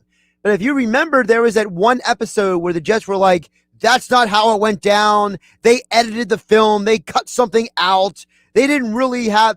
They try to make it big. I know that's going to happen this year with the Cowboys. There's something that's going to be on Hard Knocks. They didn't want on film, said, or heard. It's going to be like when Todd Haley and Hugh Jackson were arguing in the coach's room. There's something that's going to happen, and we're all going to laugh about it, and we're talking about it for the rest of the season, because the Cowboys are just going to be the Cowboys. I'm looking forward to it. Yeah, they honestly are. And look, the Cowboys drive ratings, and they create clicks. That's just the way they are. They generate content, good or bad. And that, at the end of the day, that's all Jerry Jones cares about. The Dallas Cowboys being the most publicized team in the NFL, no matter how mediocre they are, and Jerry World. That's all he cares about. And he'll never win a Super Bowl that way. He will. The only time he's going to see a Super Bowl is when he hosts it. There you go. Jeff Kerr, CBS Sports. Join us every Friday here on 97.3 ESPN. Jeff, before I let you go, I've been asking everybody, what are they consuming this weekend? What is their happy hour Friday weekend drink of choice? What is yours? Well, I am a Victory Sour Monkey type of guy, so that will probably be my choice after I get done my last run here today. I run 10 miles a day, but I do like intervals, because 10 miles is long on your legs, but you do the intervals as well. So yeah, I'll probably do that. There is another Eagles writer I know, Louis DeBasi. He always gets these like sour beers from this brewery in Buffalo. That's where he's based out of. And he sent me this orange creamsicle one I really want to try. So that might be the move tonight, but I got a couple Victory Sour Monkeys in there that need to be down. Victory Sour Monkeys sound better than the orange creamsicle to me, but that's just me. Yeah, well, I like orange creamsicle, but I'm intrigued. That's what I should say. I'm intrigued. Gotcha. Yeah, I don't run 10 miles. I go to the gym and I do HIIT workouts and stuff. I can't run that far. My knees will give out on me at this point. I've ripped them up too many times. So bless you for being able to run that much. Yeah, for me, it's my ankle. I play basketball 4 times a week, and I run 5 times a week. It's my ankle's fine. It's just sore, and it's more my foot. And it doesn't hurt when you run, but when you take those shoes off, you're like, shouldn't have done it. Jeff Kerr, CBS Sports, every Friday. He'll be back on Monday with Mike Gill here on the Sports Bash on 97.3 ESPN, at Jeff Kerr, CBS on Twitter. Jeff, great conversation today. Have a good weekend. Yeah, Josh, you too, man. Hey, we got, 4 days till training camp? It's here, man. I cannot wait. I can't wait either. And, of course, you can follow Jeff for all of his NFL coverage over there, Jeff Kerr, CBS. Josh Hennig filling in for Mike Gill on the Sports Bash on 97.3 ESPN. We'll wrap up the show on the other side. Keep the text coming, 609-403-0973. This weekend on Major League Baseball on ESPN Radio, the Chicago White Sox sit high atop the AL Central, while the Milwaukee Brewers in first in the NL Central. And the two go head-to-head this weekend in Milwaukee. Well struck left center field, way back and gone. Jose Abreu will touch them all. The Brewers and White Sox. Coverage begins tomorrow at 6:30 Eastern. Listen to Major League Baseball on 97.3 ESPN. On some models excludes Corvette with GM financing, excludes prior sales. See dealer for details. By now, most people know that nobody beats a Bennett Chevrolet deal. Because when you buy a new Chevy from Bennett, you pay the same as any GM supplier employee pays. That's right, not 1 cent more. Plus, Bennett gives you all the rebates that can add up to 25% off MSRP. That's up to 25% off. And of course, Bennett Chevy has 0% financing available. Think about all the ways you save at Bennett Chevrolet. Plus, right now, we want your trade. So we're paying a minimum $7,000 for any clunker. You heard right. A minimum $7,000 towards any pre-owned in stock. Nobody pays more than Bennett. You can imagine how much more we'll pay for a good trade. And there's more. You'll never feel any sales pressure and never waste time with stressful negotiating because our non-commissioned sales staff is paid on your satisfaction, not how much you spend. Nobody beats Bennett Chevrolet, and we mean nobody. Find new roads at Bennett Chevy at Hubbard Township and BennettChevy.com. Mike, I understand you need to park. Carly's Cars.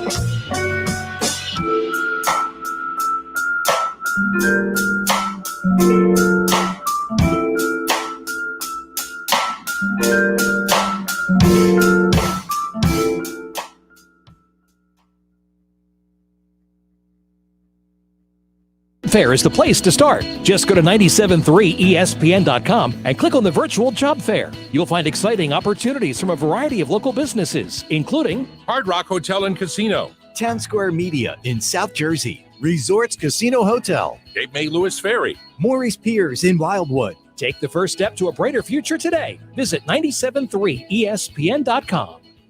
Now, back to the Sports Bash on 97.3 ESPN.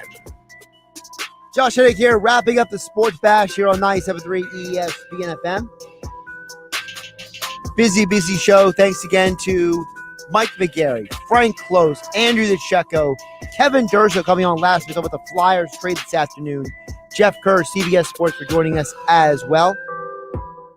And all of you for texting in. We got one more text to get to. A ton of texts today at 609-403-0970. I've been asking, what are you consuming this weekend? I'm working all weekend, but what are you doing in your off time? Tom from the Village chimes in and says, I'll be drinking Belle Boyer Belgian Ale from Slack Tide and sipping Crown Royal on the rocks this weekend. It's Tom the Village. Very, very descriptive there by Tom. Slack Tide, definitely a great local brewery in the area. Osprey Head's also a very good choice for those of you out there as well. So a good pick by there from Tom in the Village. Thanks everybody for chiming in. A ton of great things that people are consuming this weekend. Again, there's please drink responsibly is the disclaimer. I've got to throw out there. Josh Hennig filling in for Mike Gill here on 97.3 ESPN FM. I'll be back on the air tomorrow. We'll have some NBA talk, some NFL talk tomorrow on the show. Andy McNamara from Sportsnet will join me tomorrow on the show. Also, Miriam Vader's writer, the author of the new Giannis Antetokounmpo biography. She'll be joining us coming up tomorrow on Sports Bash Saturday, following Billy Schweim in the locker room.